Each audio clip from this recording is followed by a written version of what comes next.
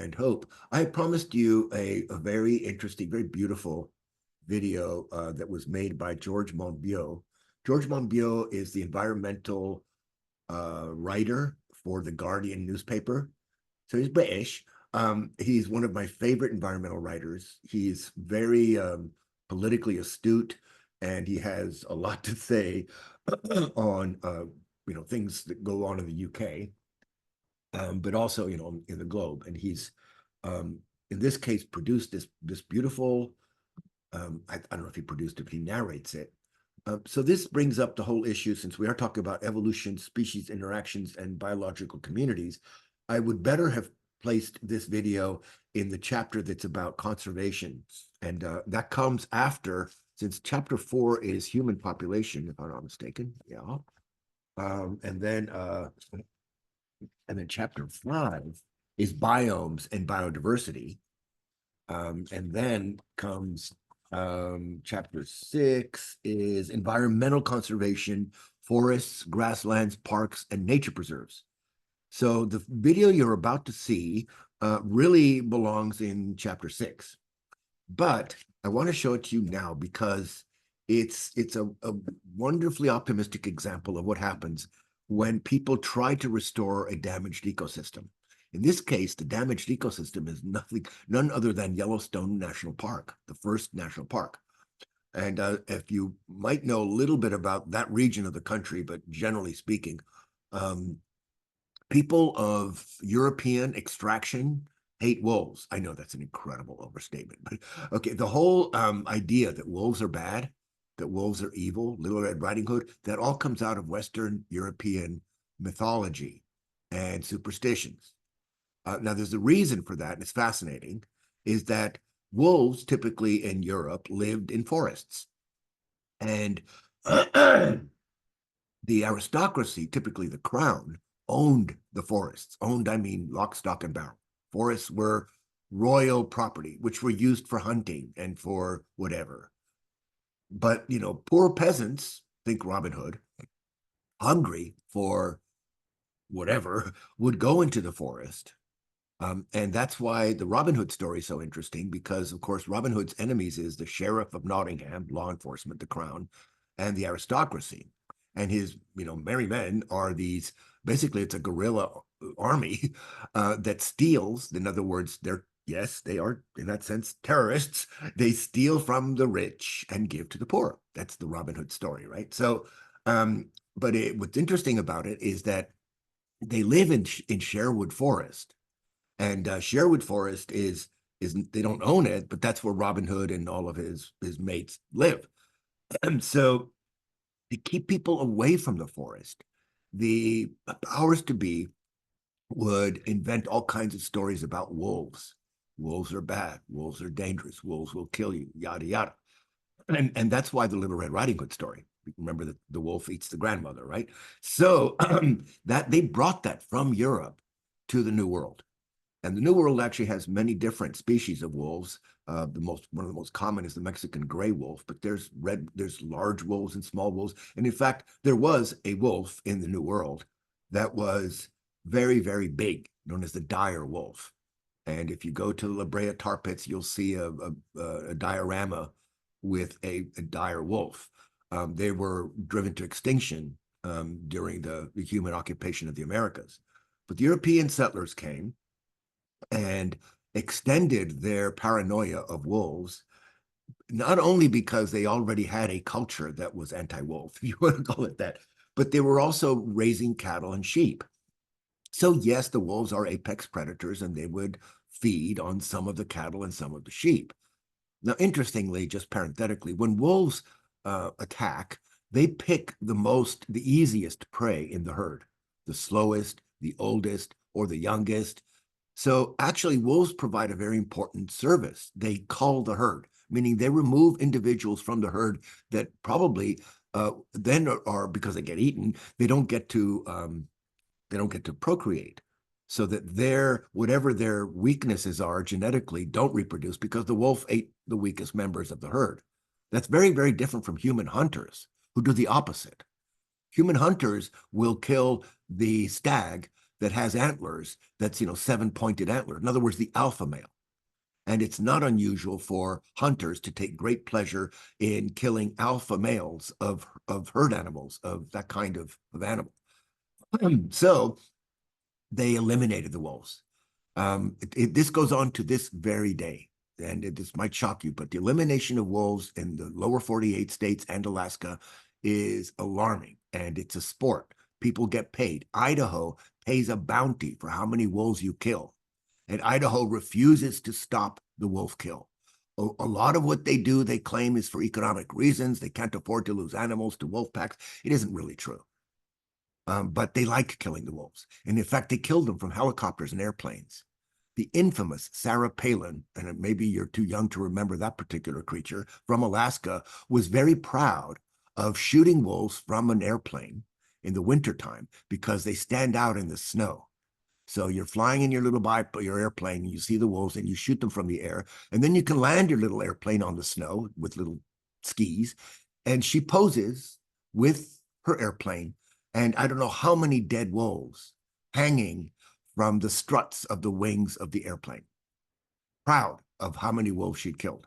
So there's something cultural, and I dare say even political, about wolf killing, because it's a Second Amendment thing, it's a hunter thing, it's a settler thing, it's a me first thing, and against, of course, what might be a much more sustainable view toward preserving wildlife, particularly apex predators in ecosystems. We know what happens from the previous video when you remove an apex predator. Their prey, that is, the animals that they eat, reproduce like crazy without any, their carrying capacity gets exceeded because now they don't have a check on their population. You've lost that check on their population growth, the apex predator. So that's what happened to Yellowstone. The idea then was, let's reintroduce wolves in Yellowstone and see if we can restore that ecosystem to what it was before the wolves were eliminated. So let's go here and do a share.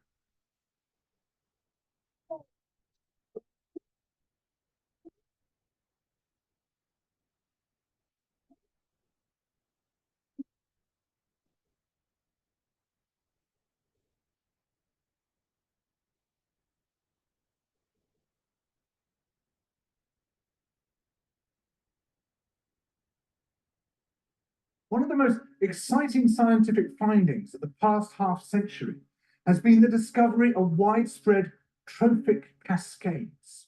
A trophic cascade is an ecological process which starts at the top of the food chain and tumbles all the way down to the bottom. And the classic example is what happened in the Yellowstone National Park in the United States when wolves were reintroduced in 1995. Now, we all know that wolves kill various species of animals, but perhaps we're slightly less aware that they give life to many others. Before the wolves turned up, they'd been absent for 70 years, but the numbers of deer, because there was nothing to hunt them, had built up and built up in the Yellowstone Park, and despite efforts by humans to control them, they'd managed to reduce much of the vegetation there to almost nothing. They just grazed it away. But as soon as the wolves arrived, even though they were few in number, they started to have the most remarkable effects. First, of course, they killed some of the deer, but that wasn't the major thing. Much more significantly, they radically changed the behavior of the deer. The deer started avoiding certain parts of the park, the places where they could be trapped most easily, particularly the valleys and the gorges. And immediately those places started to regenerate. In some areas, the height of the trees quintupled in just 6 years. Bare valley sides quickly became forests of aspen and willow and cottonwood. And as soon as that happened, the birds started moving. The number of songbirds and migratory birds started to increase greatly. The number of beavers started to increase because beavers like to eat the trees. And beavers, like wolves, are ecosystem engineers. They create niches for other species. And the dams they built in the rivers provided habitats for otters and muskrats and ducks and fish and reptiles and amphibians. The wolves killed coyotes And as a result of that, the number of rabbits and mice began to rise, which meant more hawks, more weasels, more foxes, more badgers. Ravens and bald eagles came down to feed on the carrion that the wolves had left. Bears fed on it too, and their population began to rise as well, partly also because there were more berries growing on the regenerating shrubs. And the bears reinforced the impact of the wolves by killing some of the calves of the deer. Here's where it gets really interesting. The wolves changed the behavior of the rivers.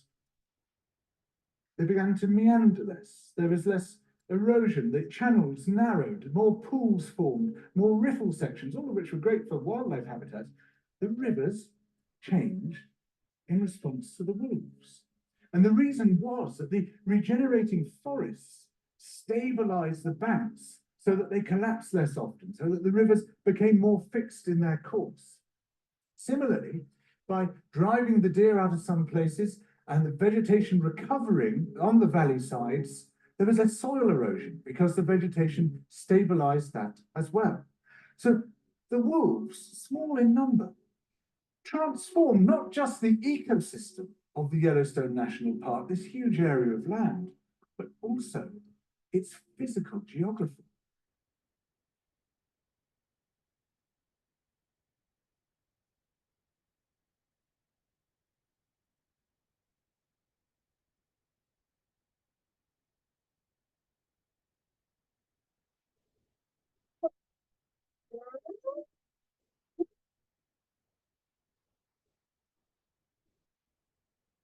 So, very, very good lesson there in one term that could be used as rewilding. Rewilding is actually a bit more extreme. Rewild is when you take a landscape that has been severely altered, that, for example, turned into agriculture or clear cut from a forest, and you go out of your way to try to bring it back the way it was. In this case, this is a more modest effort at rewilding, but there's a lot of takeaways from that little video. One of them is that we learned a previous class on the importance of food webs. And what we saw in food webs is the interconnectedness of species of plants, fungi, animals, and their all of their complicated relationships in terms of predator-prey relationships, parasitism, all of the possible relationships between species you could find in a food web.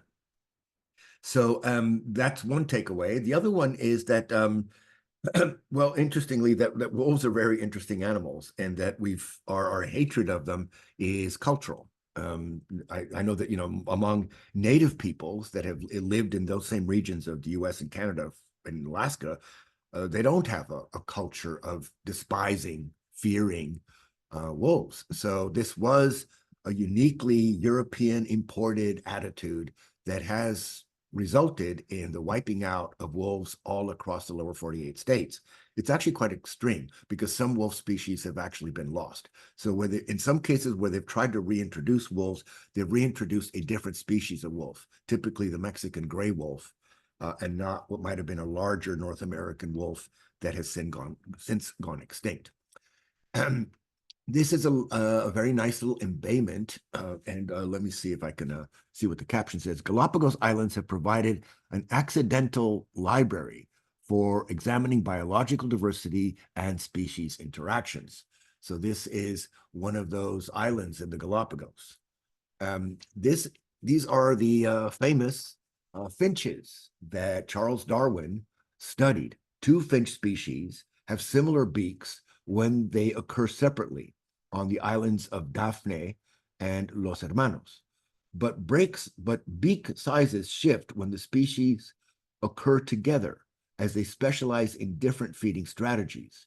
When three finches coexist, feeding strategies and beak sizes are further differentiated.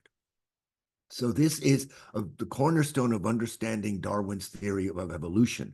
You have what are, in a sense, mutations that are taking place all the time. And some mutations are not good.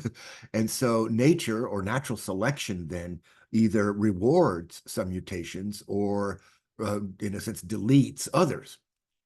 And so that Most mutations are not favored by nature, but every once in a while there will be a mutation that is favorable to members or individual members of the species that carry that particular mutation. In this case, it's the mutations are resulting in different kinds of beaks for these different finches.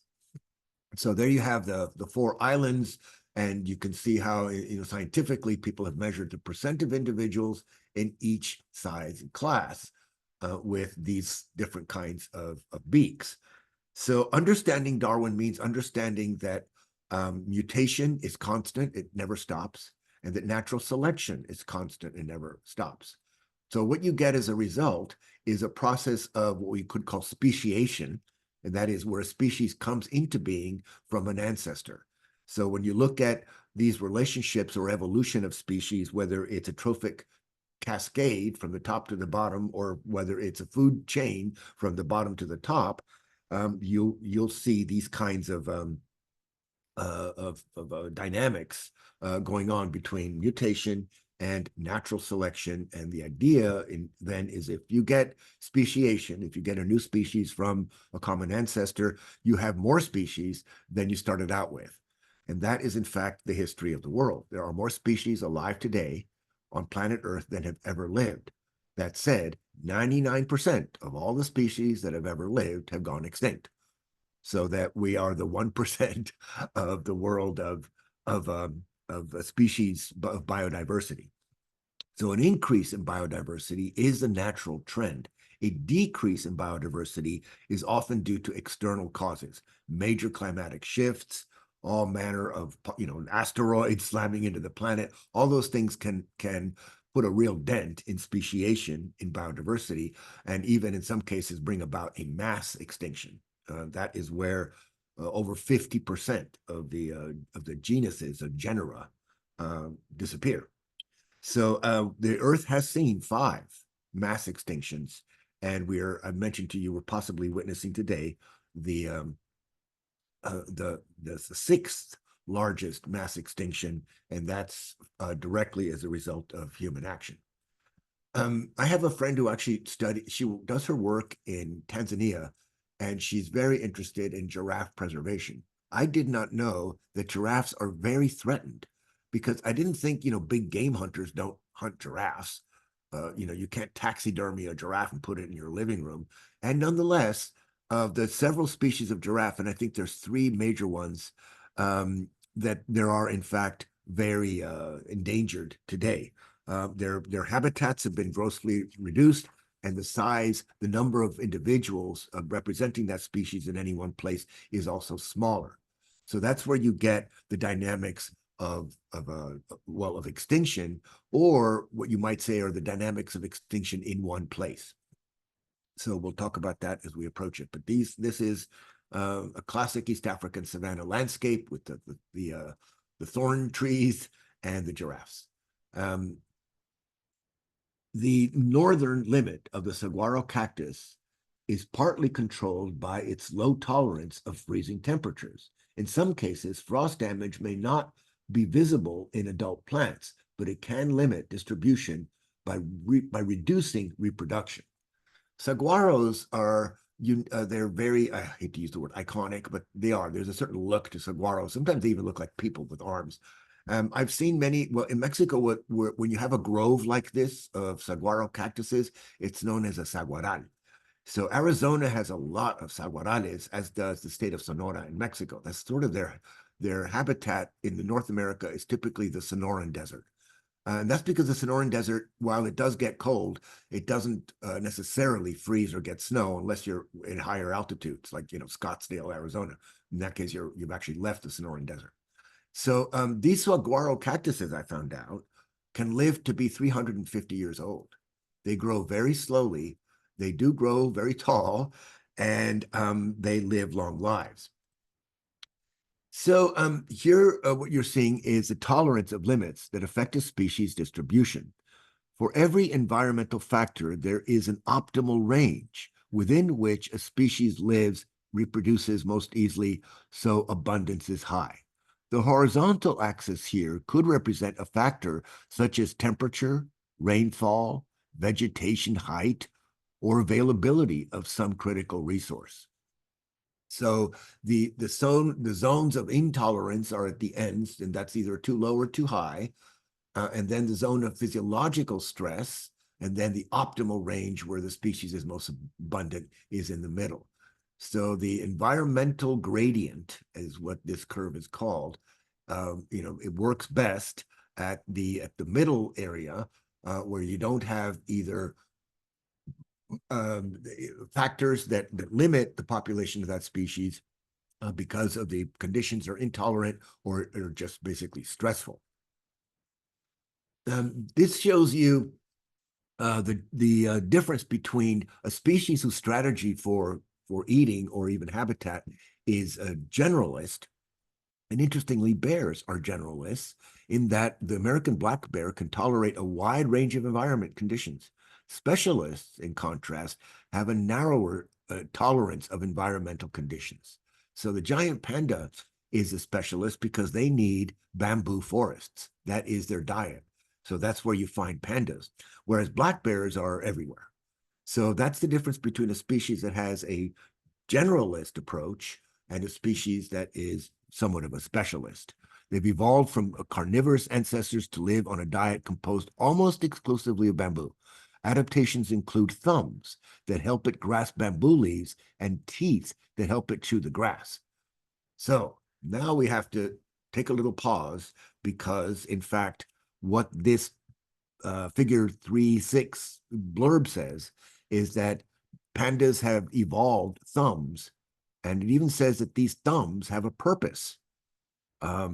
Adaptations include thumbs that help it grasp bamboo leaves. The very important evolutionary biologist who's contributed to the work of Charles Darwin in a more contemporary way, and that is Stephen Jay Gould, who actually passed away some years back. But I think he taught at Harvard. He's one of the preeminent evolutionary biologists in the 20th century. Stephen Jay Gould wrote a lot of books for lay people rather than, well, he also wrote a lot of science papers, but he wrote a lot of books for lay people. And that is that he tried to explain evolutionary biology in a way that would correct people's misunderstanding of Charles Darwin. Because if anyone's ideas have been misappropriated, misused, misunderstood, or just used in the worst way, it's Darwin's ideas. Consider how many concepts you might find, for example, with the end of the 19th century, beginning of the 20th century, there was this movement I mentioned to you in an earlier lecture called eugenics.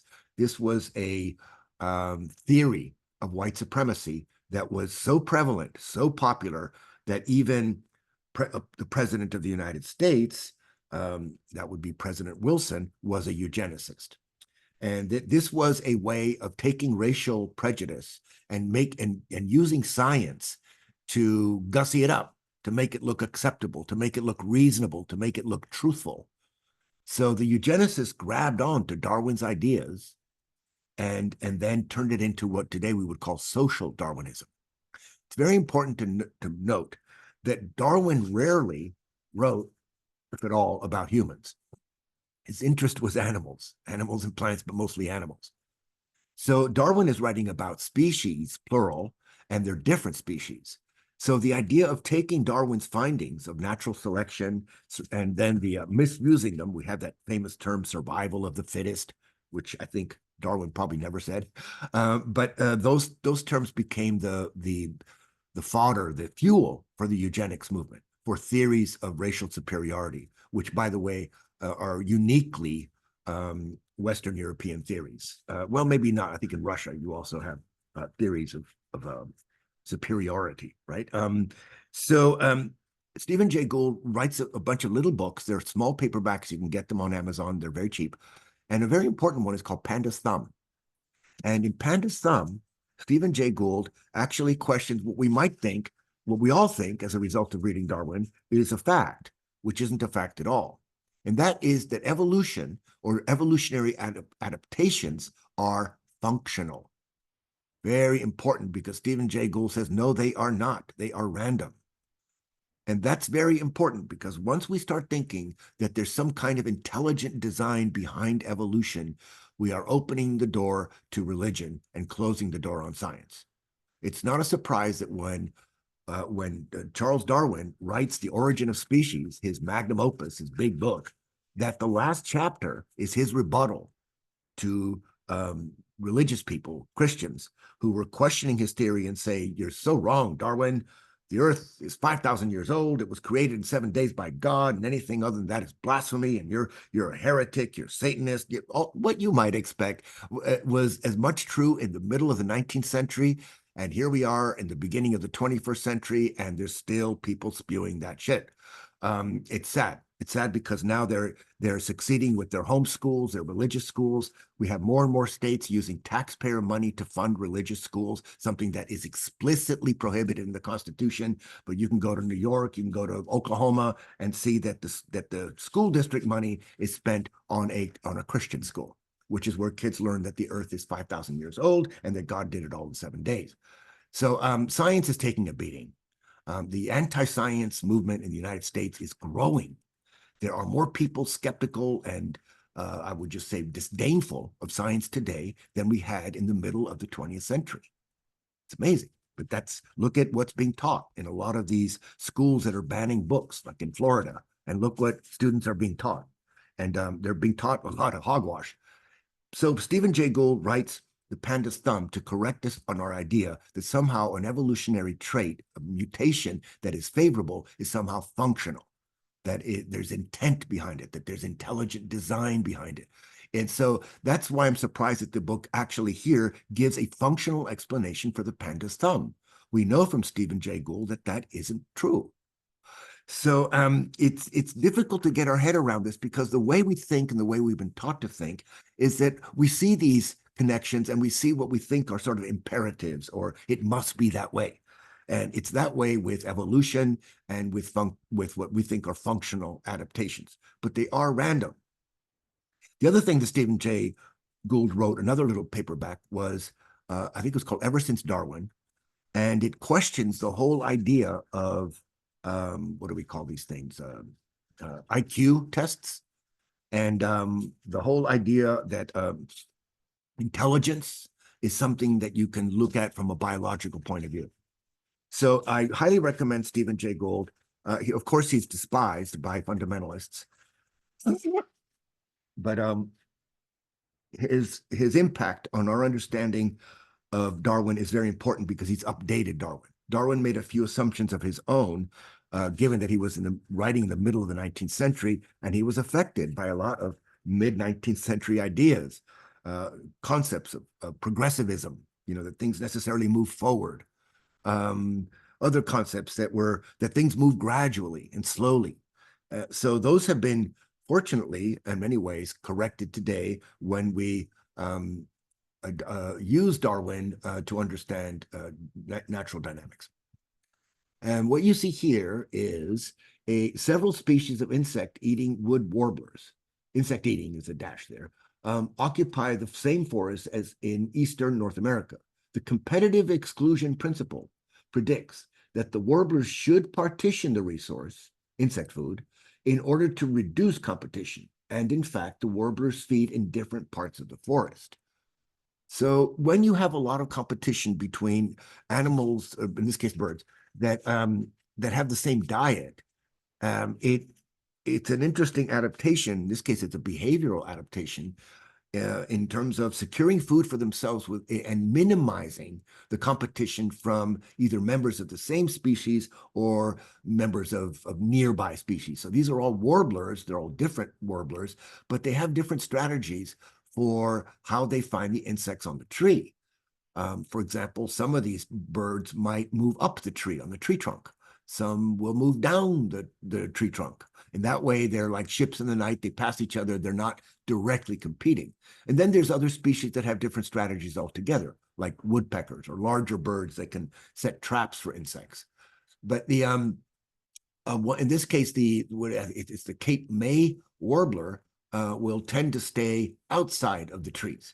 So securing a source of food is sometimes a behavioral adaptation rather than, say, a physical one. So these are the traits, such as beak shape, can change as changing environmental conditions make one type more advantageous for survival. from an original population with a wide variation in the trait. A, environmental conditions might favor one extreme. B, neither extreme. C, where the population occupies contrasting conditions, traits in the different areas may diverge. And D, producing two different populations. So this is variation and distributive selection. So you can see the arrows. We found the arrows from that original variation. You can go to either B, C, or D, and have the curve then indicates the success of that particular species adaptation, measured in the number of individuals in that species. And geographic isolation can lead to something called allopatric speciation. Allopatric meaning geographically separated. For example, in cool, moist glacial periods, Arizona was forested and red squirrels interbred freely. That's in one. As the climate warmed and dried, desert replaced the forest on the plains, isolated in remnant forests or mountains. Populations then became reproductively isolated and began to develop different traits, meaning you got from a common ancestor in the single population, you now have two different squirrels. They have speciated into different species of squirrel. The important part about a species is that it has to have several characteristics to satisfy the idea that it is a member of a species. One is it has to freely breed with members of the same species. It has to produce viable offspring. It has to share characteristics with other individuals in the same species. And it can't reproduce with members of a different species. Now, that does happen, but when humans do it deliberately, we create hybrids.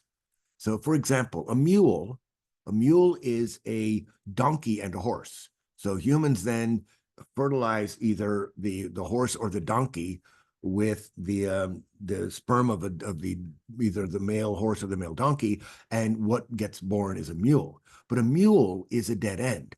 You can't have a mule and another mule and then have other mules from that. You can only get mules from combining donkeys and horses. So they aren't, in that sense, a species because they cannot freely interbreed with members of that same designation, the mule.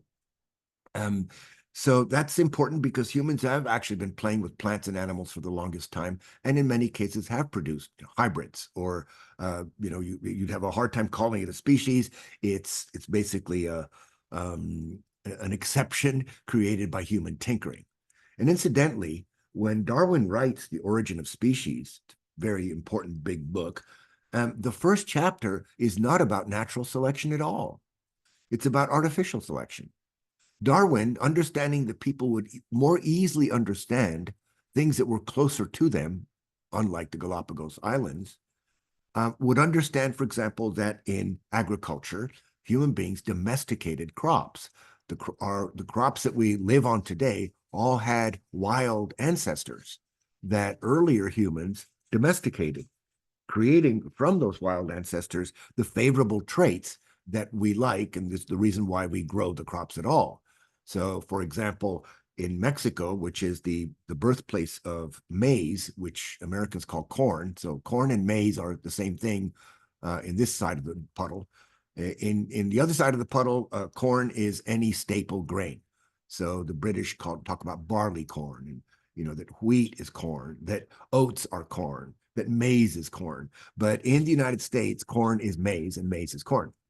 So the early pre-Columbian civilizations in Mexico, about 5,000 years ago or less, took a wild grass, which is known by its Nahuatl name as teotzintle, and they bred it, meaning that they selected from that wild grass the ones that had the best tassels. And then they combined those until they got the full ear of corn that is starchy and nutritious, and that became the staple food of Mesoamerica. And even from Mesoamerica, made its way to South America and made its way to further north in North America. But the invention of maize corn is central Mexico and into northern Central America. The region of the Americas, it's often called Mesoamerica. It's not quite Central America, might be more of a political designation for countries south of Mexico, but Mesoamerica includes most of southern Mexico all the way to Mexico City, and it includes Honduras, it includes even little pieces of Costa Rica.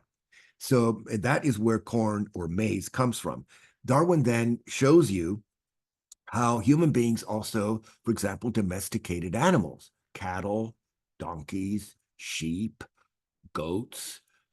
So that's what he does in chapter 1. He says, look, we're all familiar with artificial selection, and we know the methods that human beings used to develop these different animals and plants that would then be raised for our needs, our advantages, right? So then he moves to natural selection, so that people at least would get their head around the idea that, yes, you can see changes going on in nature, either because you've manipulated them yourself or because nature is selecting for traits and changes. These are just very beautiful Hawaiian birds. I couldn't resist throwing in this picture. And so where we're headed in this image right here is the Galapagos Islands. They are in the Pacific Ocean, and the country that's closest to the Galapagos is Ecuador. So Ecuador actually, this is one of their provinces, is the Galapagos Islands. It's one of the first UNESCO World Heritage Sites, and so it has enjoyed a lot of protection, but unfortunately, it also enjoys a lot of tourism. So the tourists are actually the biggest impact on the Galapagos Islands today. And so that it's a big source of income for Ecuador. People fly in there, but it's getting harder and harder to conduct any kind of scientific research on the Galapagos, given the heavy ecological footprint, we can call it that, of the jet aircraft and the tourists that arrive. So Ecuador has had to take measures to limit the impacts of the tourists, but they still haven't solved the problem of what do you do with all the trash and what do you do with all the sewage. So that is why the Galapagos needs an infusion of millions of dollars to protect that jewel of the Pacific Ocean. And I don't know, I'm really terrible at celebrities. I've lived in LA for 30 years. I should know them all, but I think it's Matt Damon donated $10 million for the rehabilitation of the Galapagos Islands. Galapagos Islands, which straddle the equator in the Pacific, 600 miles west of Ecuador. Pretty remote, but not nearly as remote as they used to be.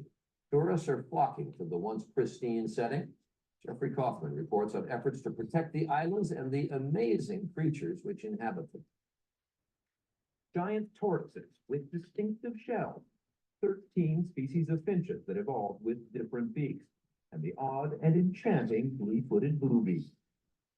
It is easy to see why these isolated islands, made famous by Charles Darwin, were the first place on the planet to be named a World Heritage Site by the United Nations, and why the Galapagos are called a living laboratory of evolution.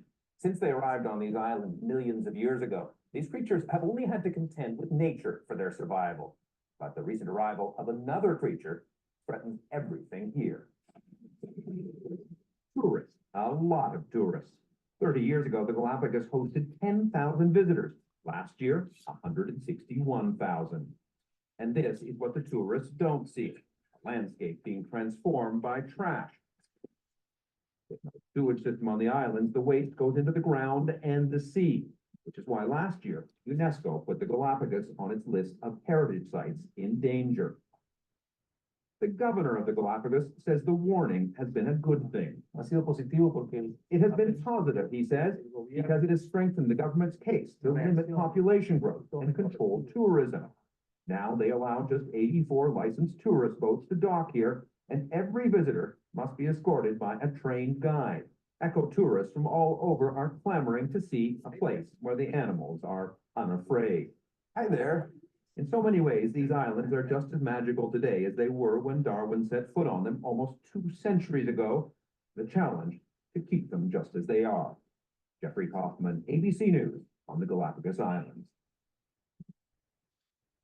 So while that video might be a little old, I don't think the person who's the governor of the Galapagos is still the governor of Galapagos, but the object lesson remains. And of course, the footage is wonderful to see those giant tortoises and those charming blue-footed boobies. So this is the sort of geographic layout of the islands. They are volcanic islands, so you can see that there's volcanoes and craters on the big islands.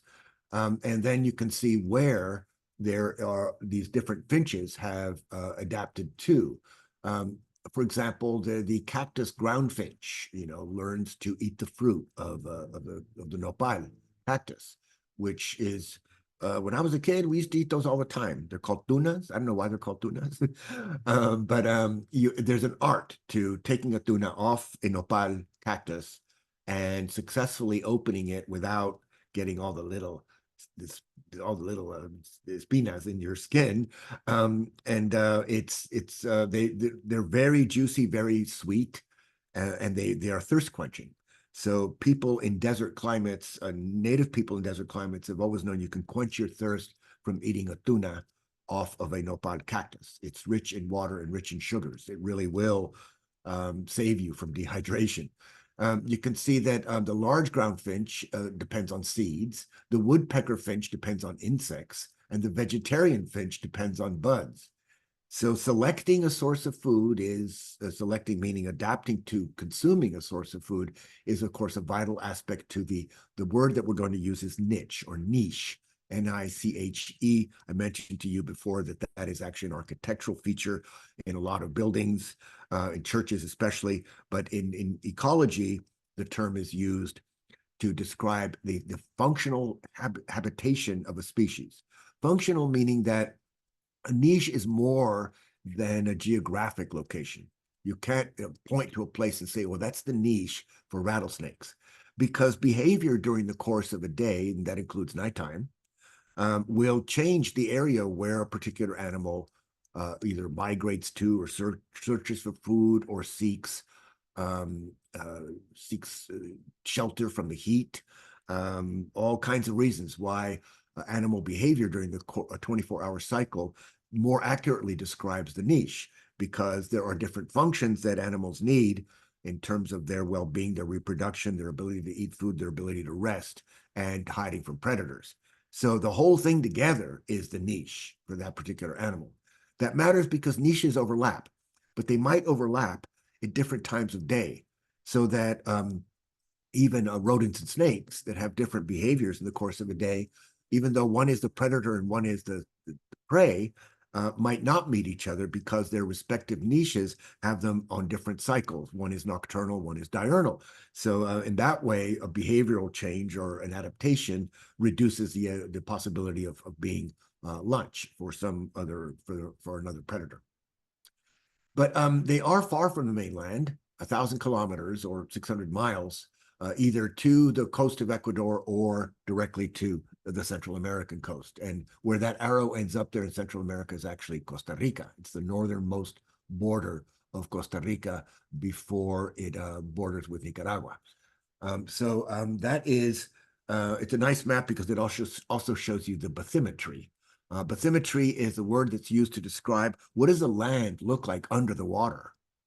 What is the lay of the land under the water? And here you can see the difference between the continental shelves and the oceanic abyss, as this is called, and then this volcanic outcropping that happens to be the archipelago we know as the Galapagos. Archipelago is a collection of islands. So Japan is an archipelago, Philippines, archipelago, Indonesia, archipelago, Galapagos. And so here what you're seeing is a selective, what's called selective pressure. Let me read from our textbook. Selective pressure is a general term for factors that modify species traits. Competition over resources can exert selective pressure by causing species to partition or separate their use of the resource. Okay, we looked at this with the birds that are either climbing the tree or going down the tree, what's called resource partitioning. It's a way of avoiding competition, right? Of limiting it, not avoiding it, but limiting it. Where there is an overlap in resource, the individuals that share the resource, that's the orange line under there, should be at a disadvantage, and individuals that specialize should be more abundant. Over time, the traits that the populations divert, over time, the traits of the population diverge, leading to specialization, narrower niche breadth, and less competition between species. B, speciation or separation into entirely separate species can result from competition or from isolation. So the squirrels in Arizona that became isolated in the cooler forested mountains and not the hotter desert valley floors speciated into two different species of squirrel.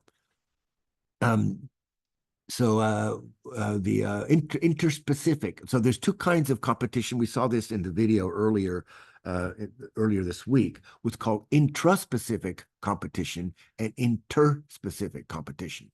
So intraspecific competition is competition between members of the same species that can lead to all kinds of colorful traits. For example, the blue-footed booby. Whereas interspecific competition is between animals of different species that also might be competing for the same food source. So narrowing the niche, the breadth of the niche, reduces that overlap area of competition. That's why specialization is sometimes naturally selected for. We sometimes worry that the generalists do well and the specialists do poorly, and that might be true for the most part, but you can see why specialization is an adaptive strategy. These are, what are these cute little birds? These are two wading birds partition a mudflat. The northern hakana captures insects at the surface with its short bill. The long-legged, black-necked stilt probes deeper with its long bill. So there's two different strategies, same food source, it's the mudflats, but just the beaks alone allow for different sources of food in the mudflat. If we were looking at larger birds, for example, the spoonbill, which is it looks a bit like a flamingo that lives in the bayous of Louisiana, has a beak that is flanged, like it looks like a spoon, and it can dig deep into the mudflats and into the bayous to feed on sometimes there are little shellfish that actually live in these mudflats. And there is the blue-footed booby. It's very charming, very charming animal. And these tortoises can live to be, 80 years old. And in fact, I think there is one, his name might be George, in the Galapagos who might have just recently died, or maybe he's still alive. It's the oldest tortoise on the islands. Sometimes if you see these in a zoo, it's because they've been brought from the Galapagos for the menageries that we call zoos. But they do live long lives. They're in a sense not prey to anything. The beautiful thing about island ecosystems, or what's called the biogeography of islands, is that they have limits in terms of what species succeeded in getting there. Now, when humans introduce species into an island, that's a different story. But when nature introduces species into islands, it's really hit or miss. Now, one could say birds, particularly seabirds that can fly long distances, can inhabit and thrive on islands by flying there. But everything else arrives there by hook and crook. So one of the methods, depending on where you are, but if it's a tropical island, you might need a hurricane or a typhoon to bring a tree that actually might have on it, say, a bunch of parrots. So the storm broke the tree loose from its roots, put it out in the ocean so that now it becomes what we call flotsam. And then the currents carry that tree with all of its parrots to an island where the tree washes up on the beach. That's what we call jetsam. And now the parrots have a new home. If there's food if there's plants, plenty of plants on this new home, then the parrots might be able to establish themselves there. And that's true of anything that hitches a ride on flotsam. That is how a lot of animals and plants arrive to islands. And that's why the selection, or the how would you say, the composition of species on a tropical island are always quite unique. And that would be true of the Hawaiian Islands. Since they're very, very far away from any continent, it's very difficult for a lot of animals to get to Hawaii at all. That's why Hawaii has no snakes. Snakes never got there. It's also why Hawaii had no mosquitoes until 1776 when Captain Cook arrives on the big island of Hawaii, and the bilge of his sail ships have bilge water or ballast water, and the ballast water is full of mosquito larvae, and the mosquito larvae hatch and they fly to the island, and behold, no natural enemies, and Hawaii gets mosquitoes. But it didn't have them until they were introduced accidentally by European explorers, people like Captain Cook. So there it is, very beautiful. And you're looking here at a particularly sort of stark part. It's not unusual for Pacific islands to have this look, sort of barren look. Easter Island off the coast of Chile has that same barren look. In some cases because they were deforested, like Easter Island, or because of the cold Pacific Ocean. So they don't actually get these islands, even though they're volcanic, and you'd think they have a lot of volcanic soil, and therefore they should have lush plant communities, don't. And the soils are not well formed, and the precipitation is not enough to support a very lush, tropical island the way we imagine the ones in the Caribbean. Doggies. Um, Doggies. Well, how did we get dogs? They actually came from wolves, and in fact, the one thing that's really helped Darwinian evolutionary biology is DNA, because now you can study species according to their DNA and not only on their what we would call their phenotypical qualities, like dogs. Phenotypical meaning what you see, what you can examine, what you can catalog. But the DNA is basically the truth of this critter. And when you look at the DNA of dogs, it's all the same DNA. They're all dogs, which is amazing because we've bred them into different. I mean, a Chihuahua and a Saint Bernard and a Bull Mastiff and a Great Dane are all the same species, which is an amazing thing. That's how much tinkering human beings have done with dogs to create dog breeds for different purposes or just for pets. As you know, the way we like certain characteristics, we find that in a particular dog and we like to breed that characteristic. So that's why we have hunting dogs and terriers and dogs that will dig in burrows to find rabbits and dogs that will sit on your lap like the Pekingese. So humans have tinkered with dogs a lot. So that's why when you look at the what's called the Linnaean taxonomy, okay, so there's this Swedish monk, I think he was, who comes up with a classification of species. And the interesting thing about Linnaeus and his classification is it has been used through time so that we still use it today. And that is the classification that starts, if you want to start at the top, with kingdom, and then phylum, class, order, family, genus, species, and maybe subspecies.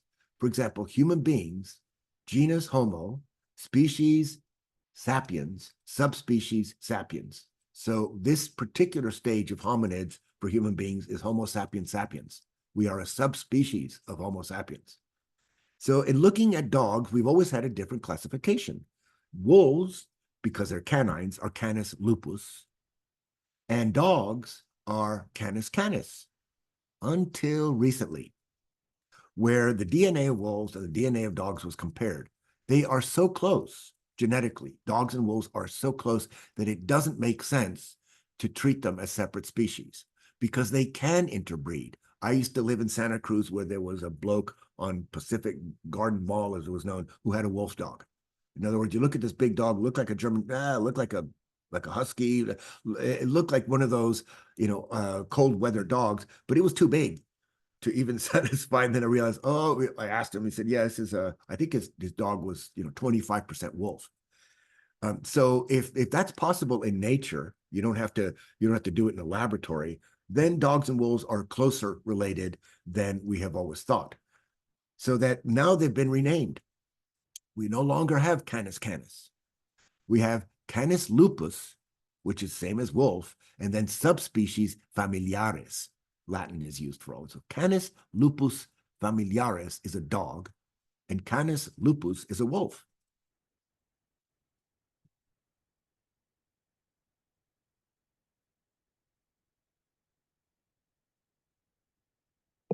I really think that the Belyaev experiments was one of the most significant experiments in evolution that took place in the 20th century. And it affected my life and my thinking in so many ways.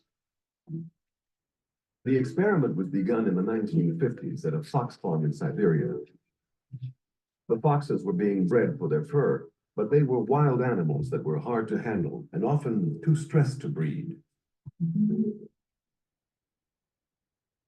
Dmitry Belyaev, a geneticist, was taken on to see if he could develop foxes that would be easier to keep.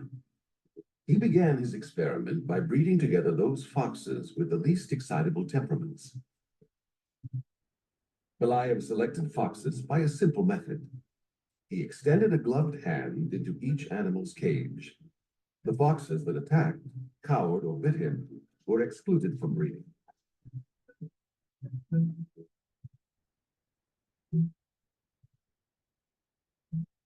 But those that showed tolerance or curiosity were mated together. In effect, Belyaev was selecting the foxes for their flight distance. The subsequent results were staggering. The new generations of foxes were transformed, not just in behavior, but in their appearance. Within just 10 years, the selected foxes showed new variety in their color. Some were born with mottled coats or black and white patches. Their ears became floppy. They started to bark, vocalize. They became highly playful even into adulthood and were no longer afraid of people. Some of the foxes even began to answer to their names. Belyaev had stumbled across the discovery that selecting for the quality of tameness alone could set off a cascade of other changes. We can still see evidence of this quantum leap at the same research center today. Up to that point, we all kind of believed Darwin. Darwin said nature does not go in leaps. Things don't happen fast, they happen gradually. And the answer was, with Belyaev's experiment, he was wrong. They do go in leaps, and sometimes big leaps, things that you wouldn't expect. The theory is that we're dealing with some underlying structure. When we're dealing with tameness, we're dealing with a set of genetics that is producing a characteristic response. It is not a coincidence that many domesticated animals are black and white. When selection is made for tameness, it impacts on the entire makeup of the animal. Scientists have determined that adrenaline, the fight or flight hormone, and melanin, the skin and fur pigment, are chemically connected, so they change together, as are the neurotransmitters dopamine and noradrenaline, which control behaviors. Affect one system, and there is a domino effect, from color to behaviors. Coppinger's scavenging wolves may have undergone a similar transformation. When all of a sudden Belyaev did his experiments, it changed the way a lot of us began to think about dogs. People talked about, why did people select dogs to have this coat color or that coat color and so on? Why did people select dogs to bark? And then all of a sudden we realized that those were a bunch of really silly questions, because we could get all of that just by selecting for tameness. Belyaev had created foxes that looked and behaved like dogs. His experiments suggested that the transformation of the wild wolf into the dog could have happened in the blink of an evolutionary eye. The stage was set for the development of the dog into the incredible variety we have today.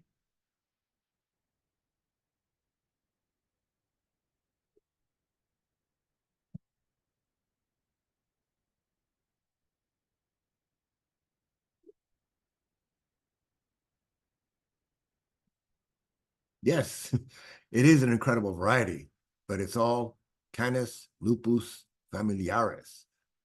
And so it's interesting that in that last little part of the clip, you can see what are basically looks to me like hunting dogs. I don't know what to call them, bloodhounds or what. So a dear friend of mine sent me sent me this. It's funny. It is a fox. Foxes are smart. This is actually a real photograph. It's not a, they're all hunting dogs. They're all on a fox hunt. They're the kind of dogs you see when people go fox hunting, which I've always thought is a kind of sick sport. So this fox finds itself surrounded by dogs, and it just assumes a sort of dog behavior, and the dogs aren't smart enough to realize that what they're hunting for is right there.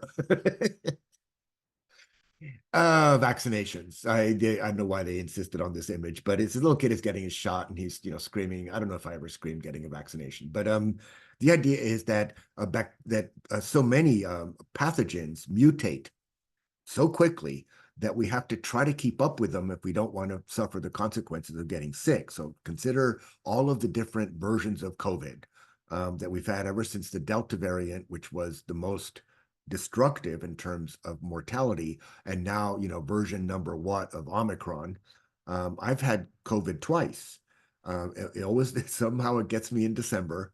So last December and then this last December, just a month ago, I got COVID.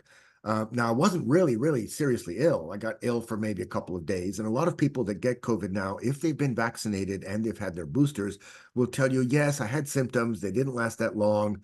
And I recovered within a few days. That's been, at least my case was, the first bout I got of COVID was pretty bad. I was in bed for like 8 days. The second bout I got I was in bed for 2 days. And so it does make a difference to have all of these boosters and vaccines, because I hate to think what happened had I not been vaccinated and boosted, and where the virus would have done its thing. And at my age, that's very risky. We're talking about the possibility of flirting with mortality. By the way, a little footnote, just in case we think that public policy in the United States is based on fact and science.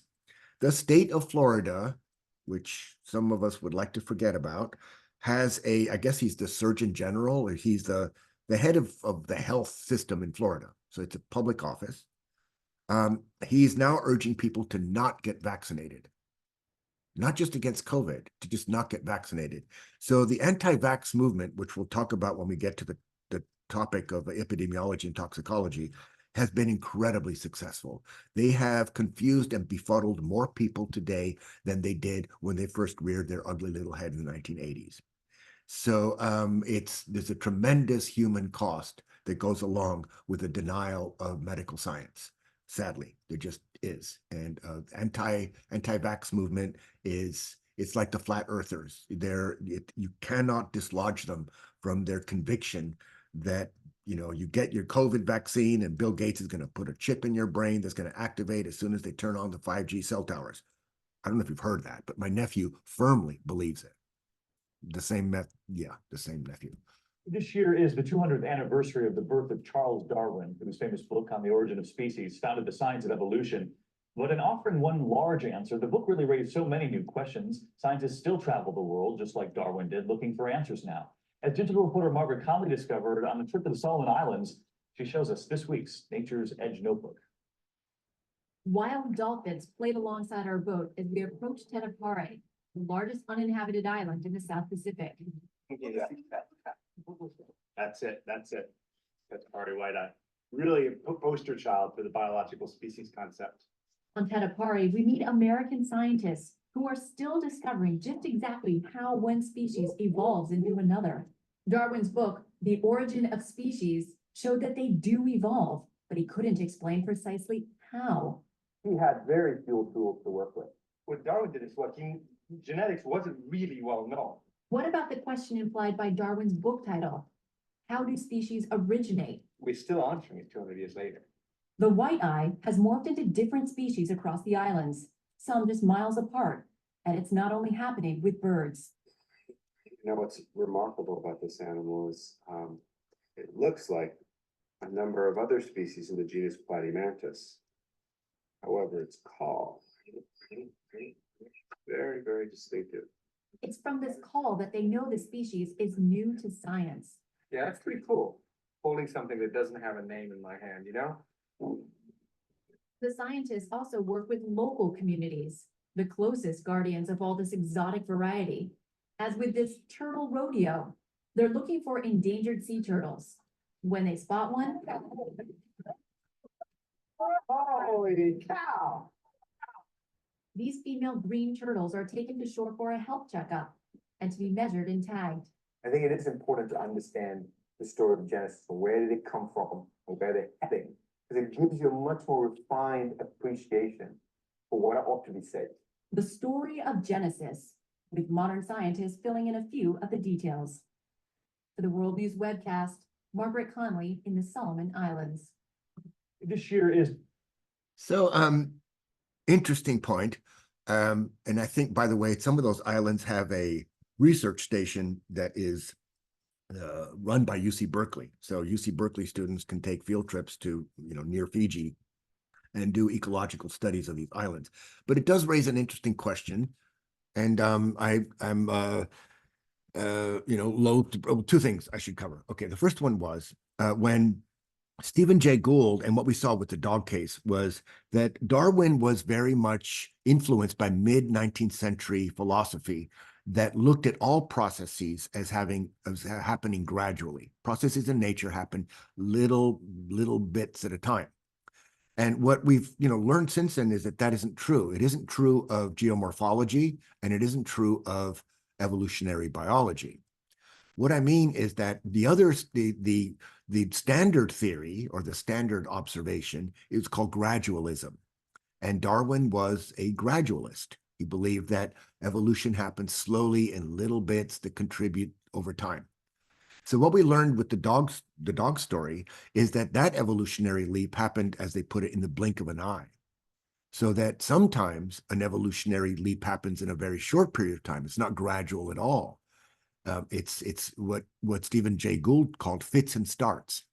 That evolution has periods of in a sense, senescence, or periods of sleep, and then there's all kinds of burgeoning speciation, and then there's a period of calmness. Stephen Jay Gould called it punctuated equilibrium. So that you have, for the most part, assuming that human beings aren't intervening too much, you have equilibrium in natural systems that gets interrupted occasionally by a flurry of speciation. That's punctuated equilibrium. That same concept is used in geomorphology, which is the study of the surface of the earth, is geomorphology. Morphology is change, geo is earth. So how does the earth's surface change? So that's a unique combination of geography and geology that is the science of geomorphology. So in geomorphology, they had the same idea, that what you see on the land is the result of very slow, gradual change. Because when you observe it, that does seem to be true. If there's rain, then the rain is washing down the side of the mountain, and it's moving material from the upper part of the mountain to the lower part of the mountain. It's making its way onto the valley floor and filling the valley floor with material we call alluvium, which is material that has been brought to a flat surface by rain. So one could say, yeah, what you see in the San Fernando Valley is the result of a very gradual process where the young mountains that surround the San Fernando Valley, so that would be the Santa Monica Mountains, the Verdugo Mountains, the Angeles Crest, and the, I'm thinking where Simi Valley is, the Santa Susana Mountains are young. So they're growing. It's a concept we'll see when we get to the chapter on geology. But in the Western United States, you have a younger landscape than you have in the Eastern United States. So that what you see is a process that's happening a little faster, and it's happening because of what we'll see is called plate tectonics. And that is that the western side of the continent is uplifting. So the mountains are young. That's why when you look at the Sierra Nevada, they have jagged peaks, granite peaks that stick up into the sky, and the only thing on them is ice. If you go back east and visit mountain ranges like the Appalachian Range, which is one of the oldest mountain ranges on Earth, you don't see jagged peaks and rock outcroppings. You don't see, you see very rounded mountains because over long periods of time of millions of years, those mountains have been, in a sense, worn down and made into gentler kinds of slopes. So that's one of the big differences between the Western US and the Eastern US. Why do I bring that up? because if the San Fernando Valley is surrounded by young mountains, as these mountains grow, they slowly shed a lot of their rocks and soil and so on, and it's carried to the valley floor by floods, by rains, by rainy seasons, by storms, so that if you dig in the San Fernando Valley on the valley floor, you're going to find material that actually came from the surrounding mountains. So hence gradualism. Against the theory of gradualism is something called catastrophism. Nice word, meaning it's something that happened all at once and very radically. And that is, if it's true in evolutionary biology, that evolution actually happens in fits and starts, and not in this Darwinian concept of very, very slow and gradual. And the same thing is true of geomorphology, that landscapes go through catastrophes, and then there's equilibrium, and then there's another catastrophe. Consider the most important one, earthquakes. So earthquakes can modify a landscape rather quickly, since earthquakes occur in very short periods of time. So that's an interesting, it's really a conceptual difference. This doesn't point to anything being particularly wrong as much as we impute or we project onto a lot of scientific findings other concepts that we have from, in a sense, we borrow from other ways of thinking. So gradualism is one of those concepts that was very popular in the middle of the 19th century. And so it was, in a sense, projected onto Darwin's findings by Darwin himself.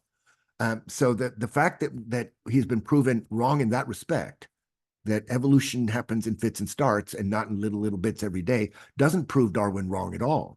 It's just a need to, in a sense, modify some of his either assumptions or some of his projections.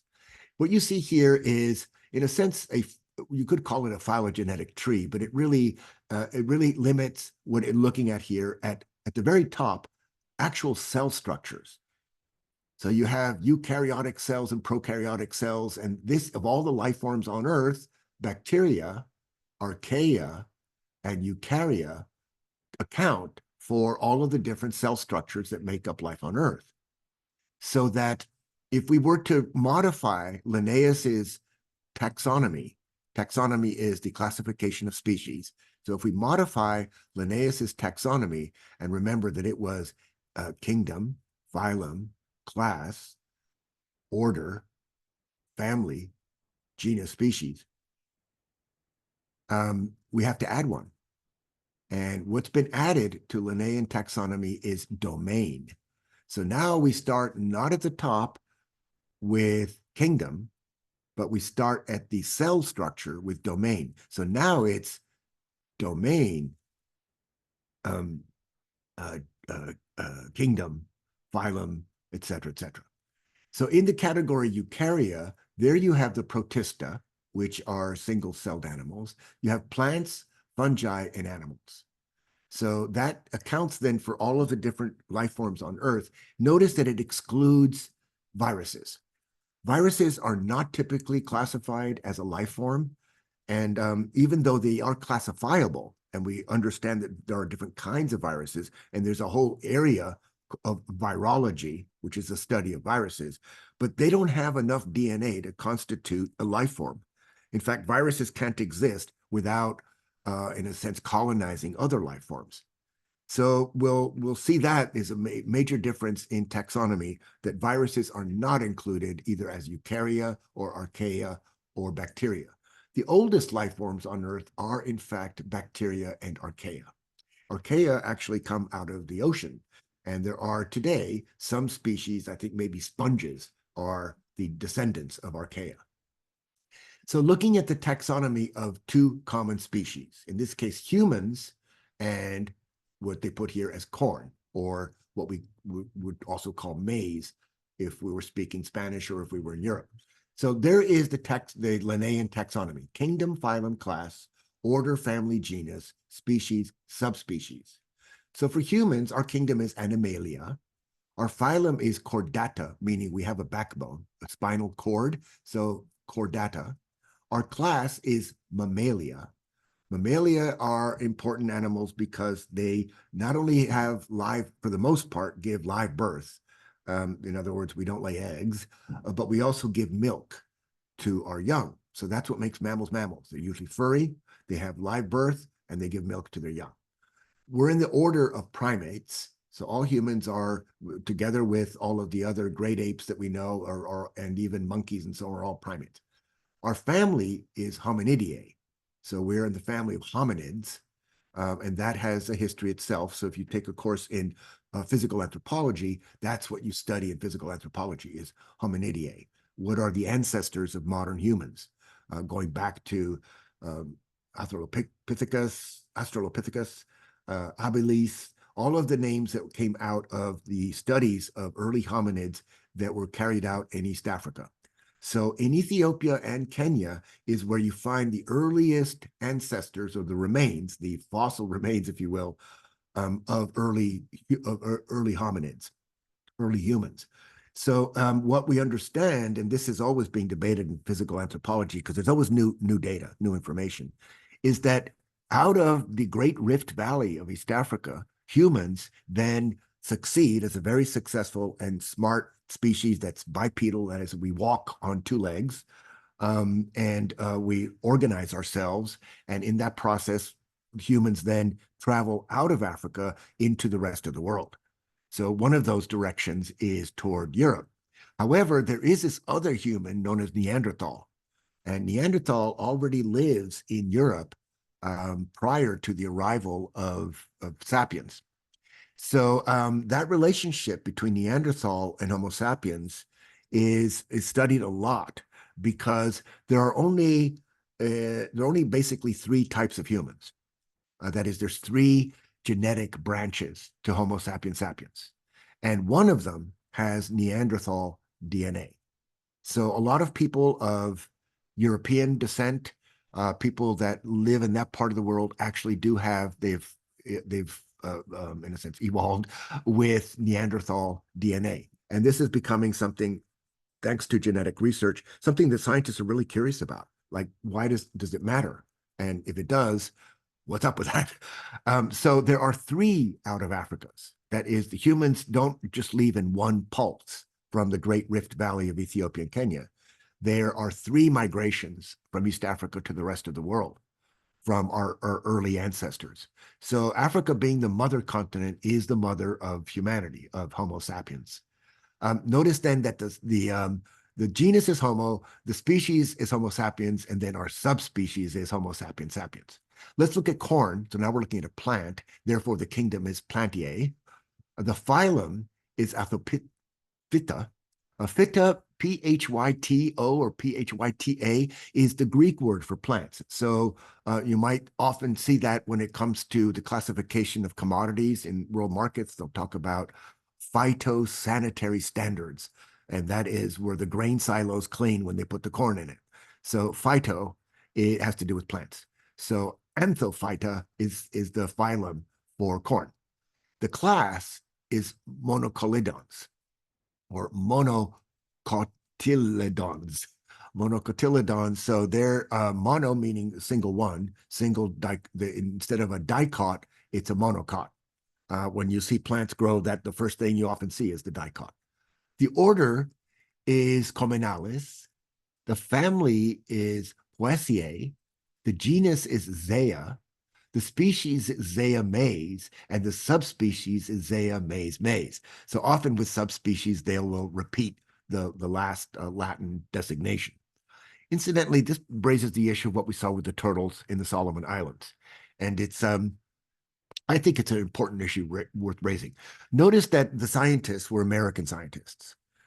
The country that has the means, the resources to do field work, to do extensive scientific studies in all parts of the world, but particularly the tropics, are rich countries. And that means, University of California has its research station in Fiji and so on. So that's who gets to traipse around these islands looking for things to name. I mean, I have to say I was a little bit put off by the ego of these two guys. They really struck me as, I don't want to sound obnoxious, but they struck me as real dudes. They're just dudes out there on the island doing a dude thing. And one of them was so excited holding the little froggy that he said didn't have a name. Now, I don't know if these islands have an indigenous population or if they're quote unquote uninhabited. But often when a Western scientist says this doesn't have a name, that's because they haven't asked the local people, what do you call this? And what they want to do is they want to put their name on the species. So there are there is a bird species in Hawaii known as Hemingnathus macdonaldi. Hemmings named the genus and MacDonald named the species. So Hemmings and MacDonald then get to name Hemingnathus macdonaldi. That, I think, is really unethical. Obviously, these birds are in Hawaii and there are native people in Hawaii, and chances are that the native Hawaiians have already named that bird. But rather than use the name that's used locally, they want to put their name on it because then they get to pound their chest and say, look, I have something named after me. The Linnaean taxonomy is riddled with this. When you get to the level genus, species, subspecies, you start seeing proper names of dudes who traipsed around somewhere, the Galapagos, someone started naming things after themselves. You know, Darwin didn't name his finches Finchus darwinatus. He didn't do that. So I think it's a feature of modern society that some of these younger scientists are so eager to leave their mark. That is such a male thing that you really have to question it. So today the standard is we have to stop doing this. If we're going to name a species that has been unnamed, and there are many classified species and many that haven't been, you name it after where you found it and not who did the finding. So if the island is called Tetapare, then that should be in the name of either the genus or the species. You know, the little froggy should be Frogus tetaparus, right? So I'm sorry my clumsiness with Latin, but I have no idea what the correct genus name is for frogs. I think he said Platymanthus, but that was a particular kind of frog species. So here you can see some of the limitations that affect, in this case, let's see what they're calling this. Intraspecific competition occurs among members of one species, as with male elephant seals competing for a harem of female seals in A. Interspecific competition occurs among different species, as when hyenas and vultures compete for a wildebeest carcass. So that's what you see on the right side. Interspecific, on the left side, intraspecific. And elephant seals do have these elaborate battles. They're really bloody because they bite each other, and until one of the males quits and throws in the towel. So they fight over who is the alpha male, and in so many herd animals like seals, and the alpha male then gets to basically fertilize the available females, passing on those traits of dominance and aggression or whatever it is to their offspring. And that way, you could say that they strengthen that particular population of the species by eliminating those males who might not be as strong as the alpha male who has claim for what they call here a harem, meaning that all the females are available to the alpha male only. So sometimes what you see in animal behavior is ways in which some males get around this. It's especially true of bonobos and chimpanzees, where they have what we could call furtive sex, meaning they run off into a hiding place and have sex out of sight from the alpha male, who might even kill the rival. That might happen. For example, chimpanzees are a lot more violent than bonobos. Even though they look really similar, bonobos are much gentler than chimpanzees. And we are, in fact, genetically very, very close to chimpanzees and bonobos. So they are, in fact, in terms of primate world, they're some of our distant cousins. And this is a lovely herbivore that will eventually become a very beautiful butterfly, but the coloration is really quite something. But the insects consume a vast majority of biomass in the world. Complex predation and defense mechanisms have evolved between insects and their plant prey.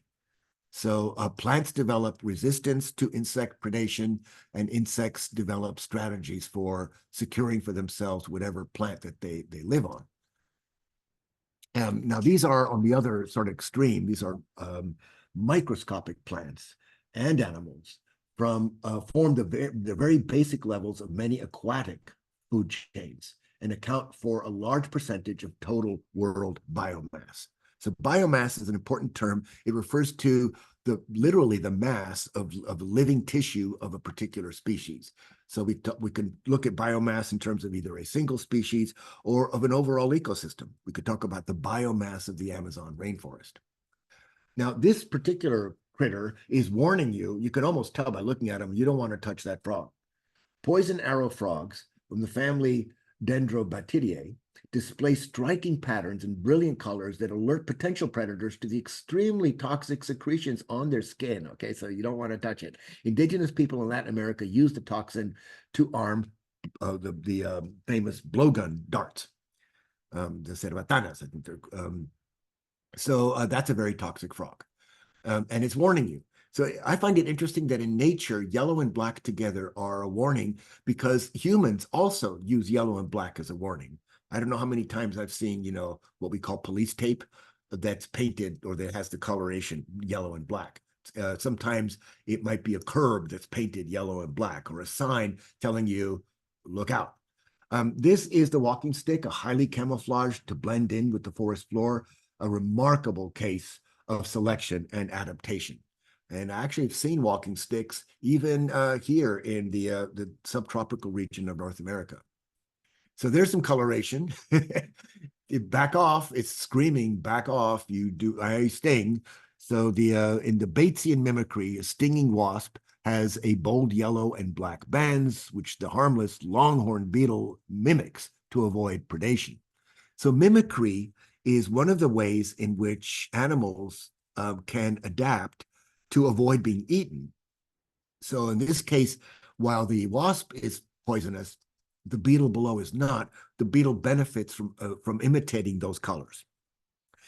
Camouflage is another way, like geckos, that they camouflage with the bark, so you can't see the difference between the tree and the gecko.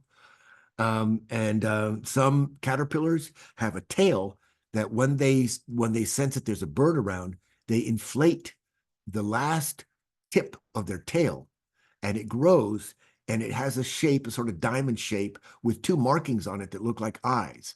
It looks like a snake.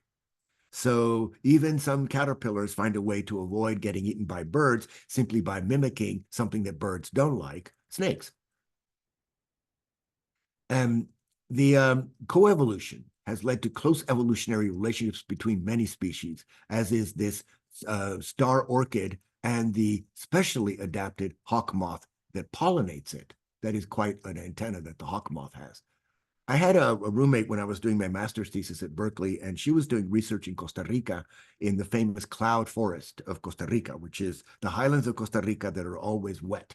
Because it's the humid tropics, there's a lot of evapotranspiration, and it's a forest with a sort of constant drizzle. She was particularly interested in coevolution or mutualism between very different species. One is a tropical fig, like the kind of figs you buy in the supermarket, but the wild fig, the wild tropical fig, doesn't have a soft skin like the kind you get when you buy it in the store, when you pick it off a tree in California. The wild fig in the tropics has a very thick skin. The reason being that birds will feed on that fruit, and the fruit is what contains the seed. So the defense mechanism that the fig tree has to prevent birds from eating its fruit and eating its seeds is to develop a very thick skin that the birds can't get through. But then there's the problem. Well, you've basically packed your seeds into a little, almost steel case. So how are the seeds going to get out? Answer, wasps. So the fig wasp is a unique insect that has adapted only to a relationship with these figs. That is, it depends on it entirely. So the fig wasp comes to the tree, finds the fruit, the fig, and then drills a hole through the skin, backs up, puts its tail into the hole, and lays eggs inside the fig and flies away. So now the eggs are secure. They're inside the fig. And they'll go through all of their stages of larvae and pupae and until they are full-grown or almost full-grown wasps. Then they stick their head out the hole, make sure there's no birds, and they fly away. So in the process where they now evolve or they're now maturing, wasps inside the fruit are drilling holes from the inside out. Then the fruit is ripe and it falls off the tree and it lands on the forest floor. And now because it has holes in it, the seeds can germinate and you can get another fig tree. So the fig tree cannot reproduce without the fig wasp. And the fig wasp cannot reproduce without the fig tree. And even though one's a plant and one's an animal, they're completely dependent on each other for their reproductive strategies. So that's an example of mutualism. Darwin emphasized that while competition and natural selection and so-called survival of the fittest is something that characterizes dynamics of evolution, so does mutualism. That is, reciprocal relationships between species, where species evolve together. And that's why in our book right here, it's referred to as coevolution. It's a form of mutualism. But what I find interesting about Darwin's work is that because we live in a society that is elbow deep in ideology, I hate to say it, but we live, breathe, dream ideology all the time. One of the worst aspects of our ideology is not just the misappropriation of Darwin, meaning social Darwinism, eugenics, theories of superiority, that kind of crap. But there's also being selective about Darwin's work. So if you go into this is a typical bad art you see in a boardroom of a corporation, where they have a wild animal and a big framed picture, and then there's a one word under it, tenacity or determination or success. This is the language of corporate capitalism. And that is why when in a capitalist market economy characterized by fierce competition, sink or swim, live or die, that we're fascinated, I'd say obsessed, with what lives and what dies, what succeeds, what fails, what is a success in the marketplace, what isn't.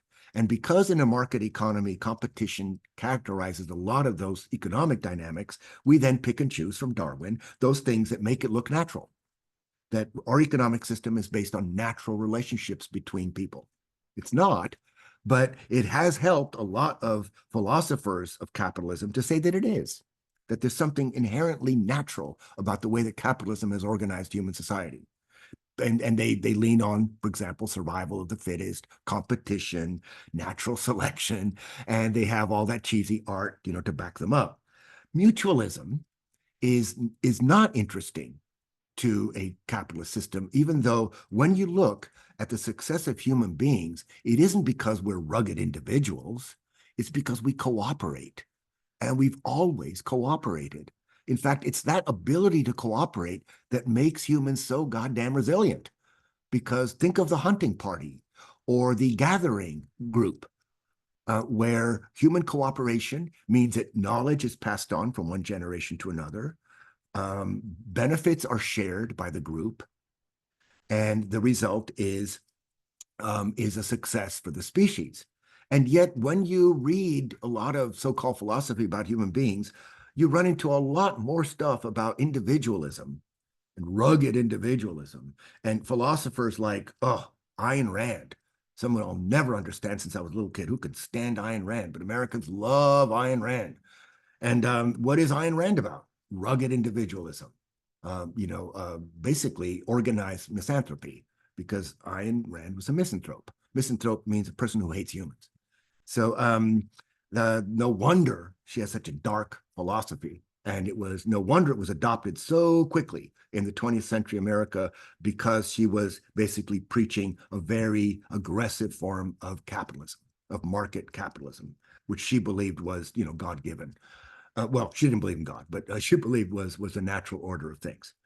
And so I find this interesting, a little footnote. I know time is running here, but there was this dreadful airline accident in Japan that, they just had this major earthquake, I think 7.2 in Western Japan. I've seen the before and after pictures. There was a tsunami warning. And while there wasn't a huge tsunami, the waves came in and destroyed a lot of the coastal properties in this little peninsula in Western Japan. So, and then of course, because it was such a heavy earthquake, there was also fires and the tsunami. So Japan has been whacked by this kind of catastrophe recently, in recent time, almost frequently. Think Fukushima, and now this last one. The death toll is a lot smaller than Fukushima. I think right now the death toll stands at about 76.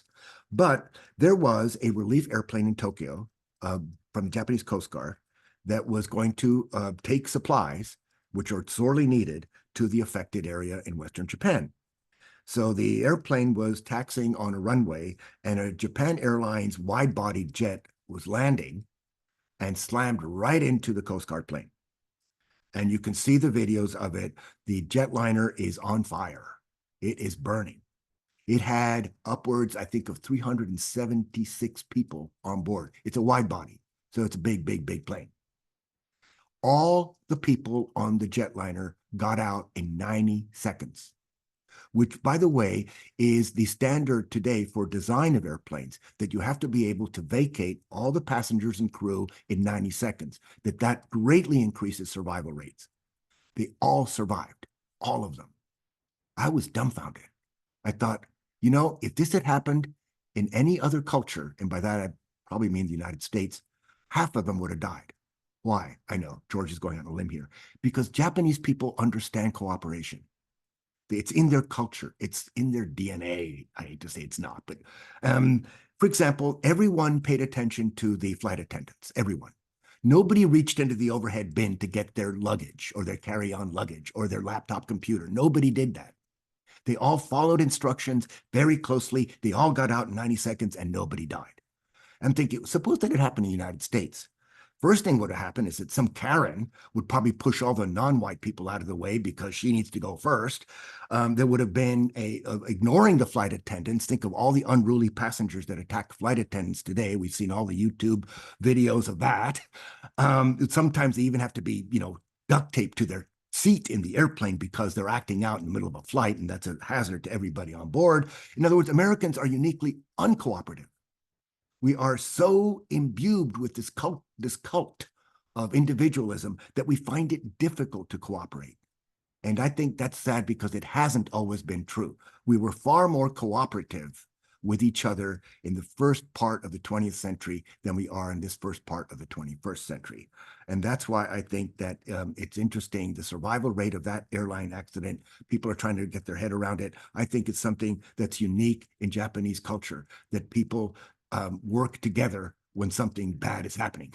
And that's why I think they'll survive. Sorry, it might be a very unpopular opinion, but I'm beginning to really worry about the inability of Americans to get along with each other. They don't even want to.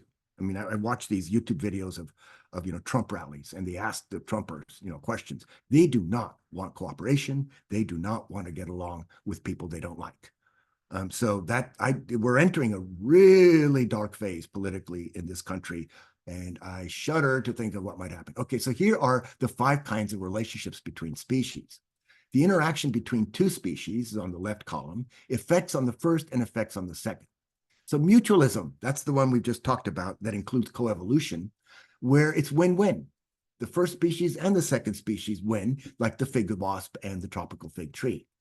Commensalism, there is in a sense, a winner, but there's also the effect on the other species might be, in fact, quite neutral. Now, where did they put this table? I have no idea. Here we go. Commensalism is a type of symbiosis, symbiotic meaning mutual, in which one member clearly benefits and the other member apparently is neither benefited nor harmed. Many mosses, bromeliads, and other plants growing on trees in the moist tropics are considered commensals. These epiphytes are watered by rain and obtain nutrients from leaf litter and falling dust, and often neither help nor hurt the tree on which they grow. Parasitism, on the other hand, is a form of predation, and it might also be considered symbiosis because of the dependency of the parasite on its host. So there you have a winner and a loser. Parasites, if they succeed in killing their host, they might not actually be a successful parasite. And that might even be true of viruses. If viruses were to kill all of their hosts, they would also go, in that sense, extinct, even though they aren't animals, even though they aren't life forms. So that is an interesting aspect of parasitism. It is a form of mutualism, but it's also a form of predation. Predation, quite clearly, there's a winner and a loser, the predator and the predator and prey. And then finally, competition. And in competition, you have win-lose, because there the outcome is not, well, as I put here, it varies, right? It's not a foregone conclusion as to how what the outcome will be in competition. So those are relationships between species that are either mutually helpful or, in fact, winner-loser or winner-indifferent. And that is one way of classifying these interrelated species. So what you see on the left is symbiosis. Symbiosis refers to species living together. For example, lichens consist of a fungus, which gives structure, and alga, or cyanobacterium, which photosynthesizes. Mutualism is a symbiotic relationship that benefits both species, such as a lichen or a parasite-eating red-billed woodpecker, oxpecker, and the parasite-infested impala. Commensalism benefits one species but has little evident effect on the other, as with tropical trees and free-loading bromeliads. Bromeliad, by the way, has great medicinal value. We extract anti-inflammatory medicines from bromeliads. So what's interesting is that you notice that the birds on the impala, that the impala tolerates the birds. Why? Because the birds are providing a service the impala needs. They're picking the parasite, they're picking ticks and other insects that might be burrowing in the skin of the impala. So the animal feels the discomfort and there's nothing it can do about it. You find this fantastic relationship. When I was traveling in East Africa, I had the opportunity to visit Kenya a long time ago, 1980. And I had a friend from Eritrea, now Eritrea. Then it wasn't an independent country yet. It was at war with Ethiopia. And my friend Mzgina Khafil, we hitchhiked from Nairobi all the way down to one of the game parks that are sort of known, that are, where all the tourists go. We didn't go to the best game park. We didn't go to Masai Mara. We went, I think, to Amboseli, which is actually, in terms of ecology, very much damaged game park. And we were looking at a herd of elephants because they were there. And there was this real big bird perched on the back of the elephant. It had a long beak and it was picking on the elephant. And I said, Mzgina, what is up with that? How does the elephant not just knock that bird off? He said, no. That bird is picking the parasites off the hide of the elephant. And even though elephants have really thick skin, there are insects that will burrow into the skin of an elephant and make its life miserable. So that kind of symbiotic relationship where animals get serviced by other animals to remove parasites is something you find in terrestrial environments, even with very large animals like elephants, and you find it in aquatic environments where there are fish that basically conduct cleaning operations on, for example, marine mammals. This is a unique part of mutualism and symbiosis. In the left side, when you see the symbiosis there, think of a very important one would be coral reefs. So if corals are actually animals, they're polyps. They don't swim around, but they are animals. And the polyp then hosts a particular kind of algae that's found in the water. The algae can carry out photosynthesis, which is why tropical coral reefs often do need sunlight. And the waste product of the algae is food for the polyp. So the polyp is incapable of extracting nutrients from seawater or incapable of carrying out photosynthesis. It's an animal. So without the algae, the polyp dies. And that's what we call coral bleaching. So it's a very important symbiotic relationship between a plant, algae, and an animal, polyp, that builds tropical reefs, the coral reefs that were like the Great Barrier Reef of Australia. So in this case, the symbiosis actually provides structure. And I think they said it was a lichen. Yes, lichens in A. So yes, birdies, do your thing. Here you're also seeing an example of ways in which, well, in this case, the California sea otter keeps the entire kelp forest healthy by eating urchins.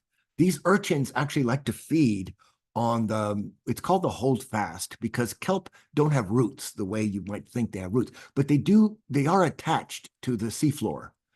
And the attachment is called a hold fast. It looks like roots, but it's not roots. But that's what it needs so that the tide or a storm doesn't basically take all the kelp and wash it up on the beach. Sometimes if there's a big storm and you've been to places like Santa Barbara, you'll find exactly that. There's a lot of kelp washes up. It's also because it's a forest, kelp fronds live and die and they wash up on the beach. That's actually important for a lot of coastal animals. But these urchins eat the holdfast. In the process, they destroy the kelp forest. The California sea otter dives down to the bottom, finds the urchins, brings them to the surface, and eats them. So the predator is the California sea otter, the prey is the urchin, and by thinning the numbers of urchins at the seafloor, the kelp forest remains healthy. And that is why today, I think we finally moved that killing a California sea otter is now a felony, because they are the keystone species for the kelp forest. A keystone species is not necessarily what you could call an alpha male, or what you could call a dominant alpha, you might call an apex predator. A keystone species can be any species in the food chain or in the food web whose role affects the entire health of the system. So, for example, in a tropical coral reef, the keystone species is actually the algae that lives in the polyps that forms the reefs. So California sea otters, when I lived in Santa Cruz, occasionally you would see the carcass of a sea otter washed up on the beach with a bullet hole in it, because greedy people would shoot the otters. Why? Because the otters love to eat abalone. They dive down, they find the abalone, which is a very, very, very expensive source of seafood. If you're ever in a restaurant that even serves abalone, and there aren't that many that do, that abalone steak is $75. I kid you not. It's the most expensive seafood you can eat is abalone. So people that dive for abalone make quite a bit of money. I met one abalone diver near the Russian River up in Northern California. And at the time, and this was decades ago, he was making $50,000 a year from abalone diving. So the competitor is the otter. If you eliminate the competitor, there's more abalone for you. But then you've destroyed the keystone species that keeps the whole kelp forest alive. And that's why the state has had to increase the penalties for shooting otters. And so it's interesting, speaking of functional, why Darwin did not say that evolution was functional, that it was random. And this is evidence for Stephen Jay Gould, because the otters can't break open the shells of abalone that easily. With the urchin, it's different. They have little fingers like raccoons. They turn the urchin upside down and they eat the meat or the flesh of the urchin that's on the bottom side without getting all those espinas, I forget how you say that in English, into their skin. But when it's abalone, they also dive down and get a rock. So yes, a lot of animals use tools, contrary to what we used to think that only humans use tools. That isn't true. So the otters will put the abalone shell on their chest. They float on their back. It's very cute. They look like floating dogs. And then they pound the abalone with a rock until they break the shell and eat the abalone inside it. That pounding that otters do to their chest to open shells damages their heart. So a typical natural cause of death for an otter, for California sea otter, is heart failure, because they're actually damaging their heart every time they pound their chest with a rock. So is all evolutionary traits, particularly behavioral traits that guarantee a food source, are they functional? Well, no. Dogs have the same problem. Dogs are scavengers like wolves. They'll eat anything. And a typical cause of death for a dog is that the dog ate something that killed it. So no, we cannot impute intelligent design or intent in evolutionary biology. This is a predator-prey relationship, and you can see that there is a sort of carrying capacity in this. Oh, I'm sorry, this is not predator-prey. This is all the same species. A J curve or exponential growth curve leads to repeated overshoot and dieback cycles. The environment's ability to support the species carrying capacity may diminish as overuse degrades habitat. Moose on Ile Royale in Lake Superior seem to have exhibited this pattern of overpopulation and dieback. But once you introduce a predator, then you have, and this is with 10-year oscillations in the populations of snowshoe hares and lynx in Canada, suggest a close linkage of predator and prey. These data are based on the number of pelts recovered by the Hudson Bay Company from fur traders. So that goes way back to the 1600s, 1700s.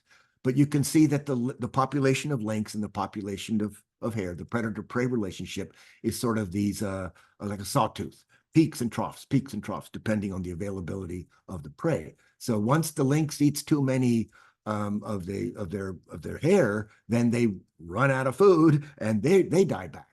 So that is a classic predator-prey relationship. This shows you an exponential growth curve of the rise of a J-shaped curve.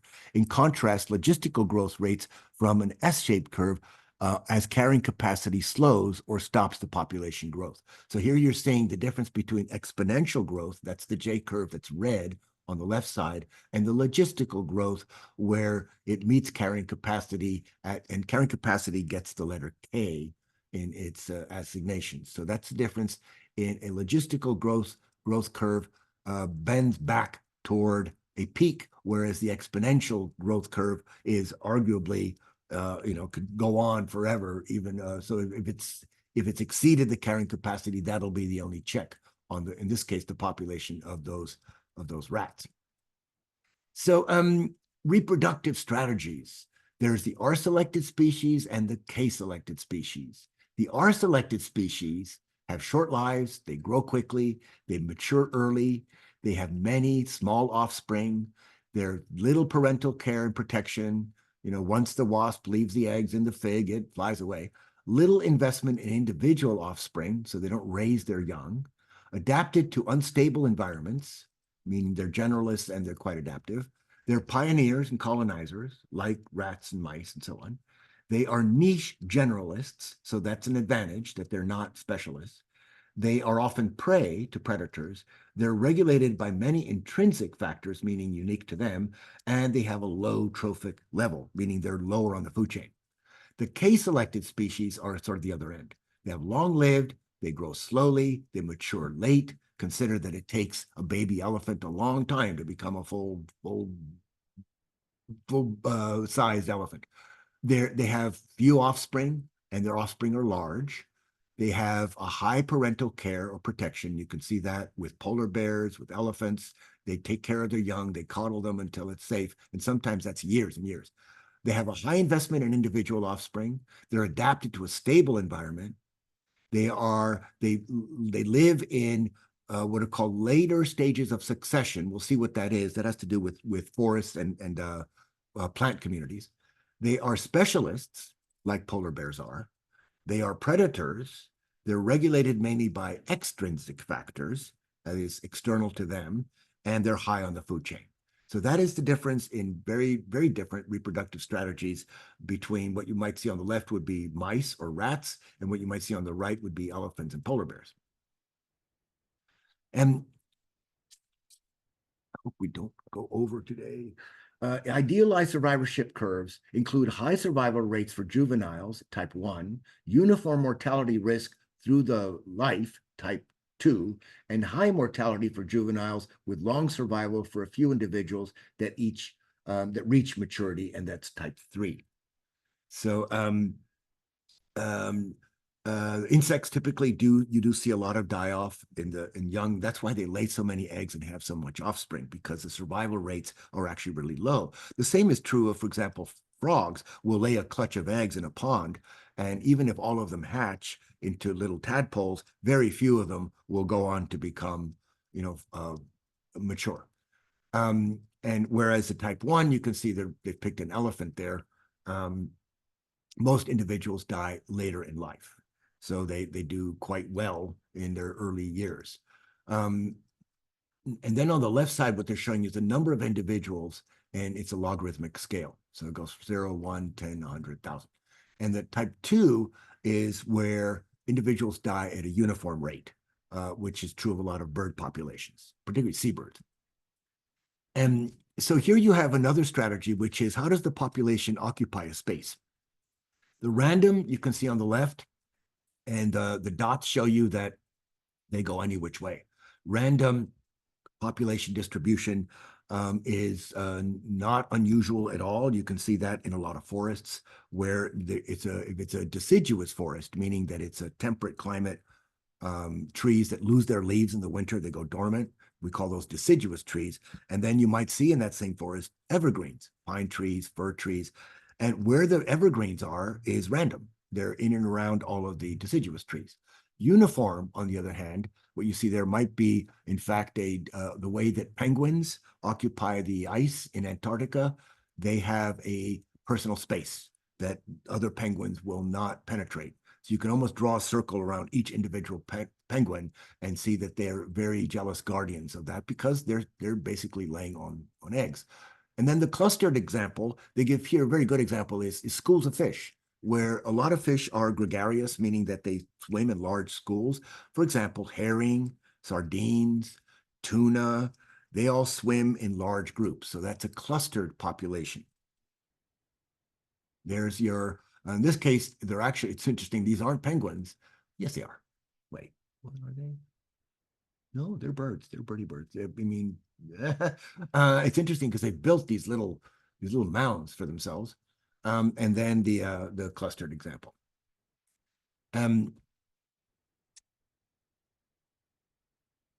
Vertical layering of plants and animals is an important type of community structure and is especially evident in tropical rainforests. Yes, in fact, tropical trees can grow in the Amazon can grow so high that you have a completely different habitat at the top. And that's why foresters divide vertically. They divide a forest from the soil all the way to the canopy, with everything in between having a unique name. And a lot of what happens in between depends on how much sunlight penetrates. Because in a tropical rainforest, if you're walking on the forest floor, it's pretty dark. It's damp and wet and dark because the trees really block out the sun. Since the strategy of all the plants in the tropical forest is to get as much sunlight as possible, they're pretty good at shutting out the sun when you get to the forest floor. And you can see which animals inhabit the forest floor and which animals inhabit the mid-level and which animals inhabit the canopy. Complex landscapes include contrasting environments, edges where they meet and where corridors connecting larger patches. Edges are biologically rich, but core areas are critical for many species. So this is an area that has been, you can see, logged quite a bit with what's left over of the forest. So the edge effect in a forest is what occurs at the edge of a stand of trees versus what occurs in the core. That becomes important because conservation measures often require that the cores be very protected. And that has been the case in some cases in the Amazon, where concentric rings are built around the core and people are not allowed to penetrate those rings all the way to the core. They're only allowed on the outer rings. Now, sometimes that in the Amazon, that includes that indigenous people will choose to not have contact with modern people. It's a choice they want to make. They perceive it as a risk to themselves, to their cultures. And so, and typically it's the elders of what you might call a tribe that do not want any truck with the modern people. Now, that doesn't mean that they don't need things that modern society has to offer. For example, in the Amazon, they might need an outboard engine for their dugout canoes. They might even need steel things like machetes and axes. And they might even need shotguns and radios. So it is true in the Amazon that a lot of indigenous people now have access to these things, but they don't want contact with modern people. So there are reserves in the Amazon where outsiders or, modern people are only allowed to make contact with those people that the tribe has designated can, for example, trade and or speak Portuguese and Spanish, or in some way have truck with the national group. But it's the choice of a lot of people to not have that. They want to preserve their way of life, and they live in a core area. So there was a anthropologist from Peru, Stefano Varese, who I hope he's still alive, but he used to teach at UC Davis, and he came up with this idea for indigenous regions in the Peruvian Amazon. So it's used both for conservation measures in terms of protecting land, and notice that in the top there is no core area. They're both 50 hectares as far as how much land is being set aside, but in the lower case, you do have a core area that is half of the acreage here measured in hectares, which is the metric system, for preserving that. And that becomes very important for wilderness, for conservation measures. One of my colleagues at Berkeley did all of his research in Chile's Andean conifer forests. So these are the pine trees of Chile. And he told me something very interesting about the Amazon. The Amazon was, once upon a time, a grassland, a savanna. During the Ice Age, when so much of the world's water was trapped as ice and sea levels were very low as a result, there was a failure or a change in precipitation that affected the tropical rainforest. So what was left in the Amazon, other than a grassland, was clumps of trees that he told me have a name. They're called refugia. And what happened in these refugia is that the animals formerly that lived in the tropical rainforest now only lived in these clumps of trees that had survived the dryness that befell that area of the tropics. Then the rains came back. The ice age ended, the ice melted, the clouds came back, the rain came back, the trees came back. And the recolonization of the Amazon rainforest happened because of all the species that had succeeded in finding refuge in the refugia. Today, one theory for refugia is that the island of Cuba, which is a pretty big island and is not that far from the mainland, it's 90 miles from the tip of Florida to Havana, is a refugia because the Cuban economy hasn't been a very, what do you want to call it, aggressive economy. In other words, they have a lot of wilderness that's totally preserved. That means that a lot of species that might have disappeared from the mainland, like the ivory-billed woodpecker, might live in Cuba.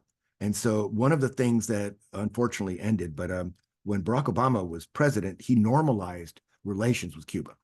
And that made it easier for American scientists and tourists and people to visit the island. And scientists were particularly keen on Cuban wilderness areas where they hadn't logged the forest, they hadn't killed the animals, and there might in fact be animals that we think have gone extinct on the mainland might have found their refugia in Cuba. These are the types of functions. This is called community complexity in the Antarctic Ocean. So this is another name for it is the Southern Ocean.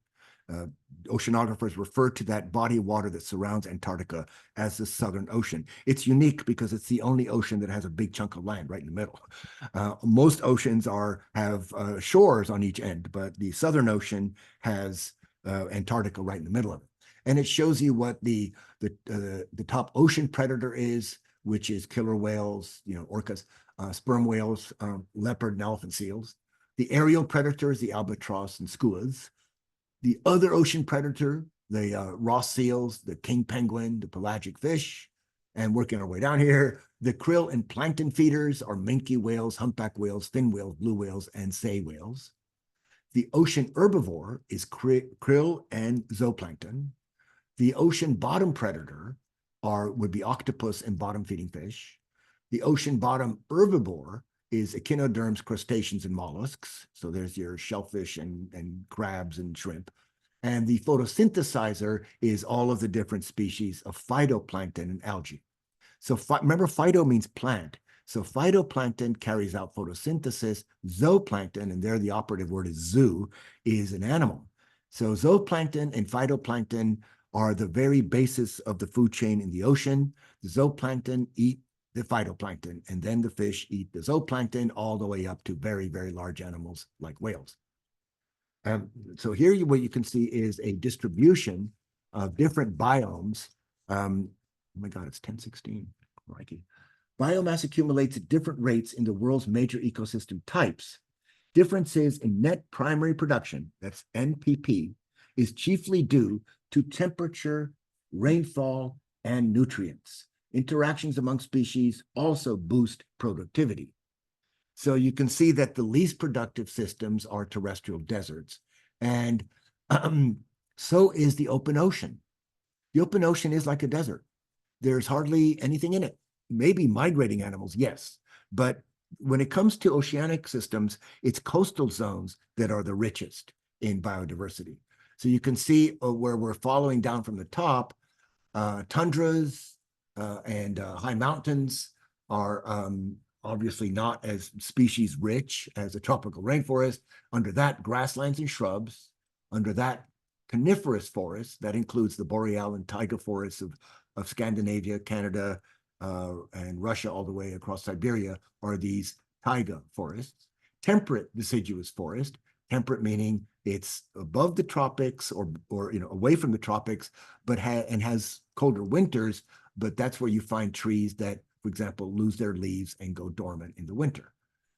Intensive agriculture accounts for a lot of what you might call biomass use. Tropical rainforest, there you're getting one of the richest systems, and estuaries and coral reefs. Those are the most productive when it comes to MPP, net primary productivity. And MPP is, in fact, the basis of the food chain in all systems. The coastal zone then is richer than the open ocean or the deserts. So that is a way of arranging different land uses or different land types. It also includes in here human activity, because intensive agriculture is human activity, and all the other ones are, in a sense, natural systems. This shows you the process referred to earlier as succession. So there's two kinds of succession. There's primary and secondary. Here you're looking at primary succession because it starts with exposed rocks, meaning nothing's growing on that. The only thing then that can colonize exposed rocks are lichens and mosses, and they are unique plant forms because they're able to extract nutrients from rainfall and snow and colonize the surface of rocks. So they are the first step toward the creation of soil. When the lichens and mosses succeed, you then get some soil that supports grasses, herbs, shrubs, and tree seedlings that grow very quickly, like poplar trees. So then the forest process begins, where aspens and black spruce and jack pines, these are fast-growing trees. They crave sunlight, and they are the first phase of a forest development. And then the so-called climax community now has white spruce, balsam fir, and paper birch. Obviously, here we're looking at a temperate climate succession. This is not tropical climate succession. But what is interesting is that once you get a climax community, the plants on the forest floor are shade-seeking, light intolerant. And that would be true of a lot of the vegetation that's sub-canopy. Beneath the canopy of the trees, you find those trees that actually do quite well without direct sunlight. And that is what clear cutting looks like. I've seen this hiking in Northern California. I was shocked to see that this happens. Disturbance that is severe or repeated can shift an area into a new type of ecosystem, which may or not revert to the previous state. At Kingston Plains in Michigan's eastern Upper Peninsula, stumps remain a century after the trees were cleared by logging and fire. So this forest in the UP of Michigan did not recover. The Yellowstone National Park fires of 1988 burned 1.4 million acres. Recovery of the region, which was 80% lodgepole pine before the fire, has produced a greater diversity of vegetation, including savannas, grasslands, and more mixed forest types. Now, it's interesting to call it savannas because typically a savanna is a tropical grassland, and I don't think Yellowstone is tropical. It would be considered a grassland. But that does happen. Either an ecosystem recovers or it doesn't. It's changed forever. And right now, the big fear with climate change and what are called tipping points is that we're reaching a point at which a lot of these processes cannot be reversed. And that is why climate scientists are constantly ringing the bell saying the window of opportunity for action is getting smaller, the time span is getting shorter. And what are we doing? Oh, I don't know. Let's have a few wars. And so instead of humanity getting it together to do something about the climate crisis, we're busy buying and selling weapons to kill each other off. It's a tragedy of our species that we could be that short-sighted. I would say that I wouldn't blame 8 billion people on the state of the world today. I would blame the political and economic systems that we've developed for our economic prosperity, but not for our sustainability. And that's why sustainability is such a theme throughout our textbook and throughout this course. We have to find ways of doing things in a sustainable manner and not in an exploitive manner where you're actually exhausting resources and preventing future generations from access to those same resources. So this is some of the terms that we use today. Extinction is less or smaller than the rate of speciation, then you get increased biodiversity. But because of processes like isolation and genetic erosion is something that happens when you don't have enough members, individual members of a population with enough genetic varieties to support that population.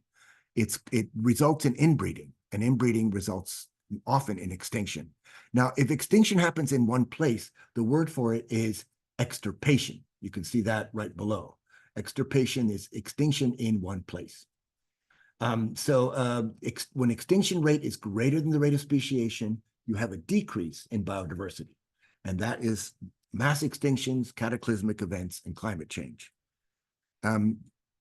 before she passed away, my dear friend Cindy Montañez, was the CEO of Tree People, and we'd had a big fire in the Angeles Crest that had really damaged a lot of the pine forests that are at the highest points of Angeles Crest. And I asked Cindy, I said, does Tree People look at post-fire ecology? And she said, oh, yes, we even hire foresters to do it. And I asked her, is the original forest going to come back?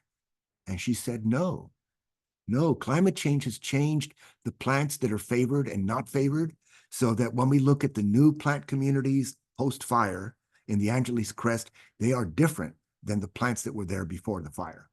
So fire and climate together can radically change the health of an ecosystem that had heretofore been doing okay, and that would be our pine forests at the very top of our highest elevations around Los Angeles. The LA Community College District owns an ecological research station called Gold Creek. I highly recommend it. If you get a class that can get you out to Gold Creek, do it. It's beautiful. It's lots of acres.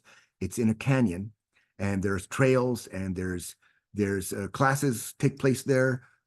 Students taking courses in botany or in ecology, or all go up to Gold Creek to get their field trip. And we've had 2 fires burn through Gold Creek. The big one was the station fire from some years ago, and then a more recent one. So the district, the community college district, hired some foresters to go and do the ecological studies. What are we getting in terms of a return of the plant communities that were there originally? And those are considered chaparral communities. They aren't big stands of trees. They're more the kind of coastal brushland that you see in Malibu and Topanga. And they found that, no, indeed, that it was harder for the original species to survive, because the invasive species, the ones that are new to the area, are crowding out the original species. So sometimes a cataclysmic event like a fire can bring about very long-term ecological change to an ecosystem. So extirpation is extinction in one place. And then you have charismatic megafauna. I couldn't resist this one. It was a term that was coined by a professor at UC Berkeley, and he was being very critical of the fact that we care a whole lot more about cute animals than about non-cute animals. So yes, back in the day, people had bumper stickers, save the whales, free Willy, but you never saw save the sharks. And in fact, Spielberg's movie, Jaws, did a very big disservice to sharks, because shark species are among the more varied, large predators, not all of them are predators, in the ocean, and they're losing species at a faster rate than marine mammals. In other words, shark species are disappearing forever right under our noses for all the worst reasons, like harvesting them for their fins and things like that. And so, but nobody cares about sharks because, oh my God, Jaws, gonna need a bigger boat. And the people who made that movie met some time ago and admitted they felt very guilty about having made that movie, because it did turn people against sharks. So charismatic megafauna means big, cute animal, pandas, bears, even lions and tigers are charismatic, meaning charming. It doesn't mean they're speaking in tongues. It means that they're charming animals. So we like them to have big eyes. We like them to have a certain look. And that's why we don't like snakes, but we love dogs. So that's a problem in conservation, because if people are picking and choosing which species they think is worth protecting because of their cuteness, we're already doing something terribly unscientific. We're basically depending on plucking people's heartstrings. Here is the Linnaean taxonomic structure again. I just wanted to provide this slide because it gives you what's called a mnemonic device for remembering domain, kingdom, phylum, class, order, family, genus, species, subspecies. So if you had the first letter of that list, then you could fill it in. So how about kings play chess on firm green stools? That is the standard sort of high school mnemonic device for remembering Linnaean taxonomy. And remember that we've had to alter it. We've added subspecies and we've added domain. So now we could say dumb kings play chess on firm green stools sometimes. And that at least gives you a device for remembering the Linnaean taxonomic structure.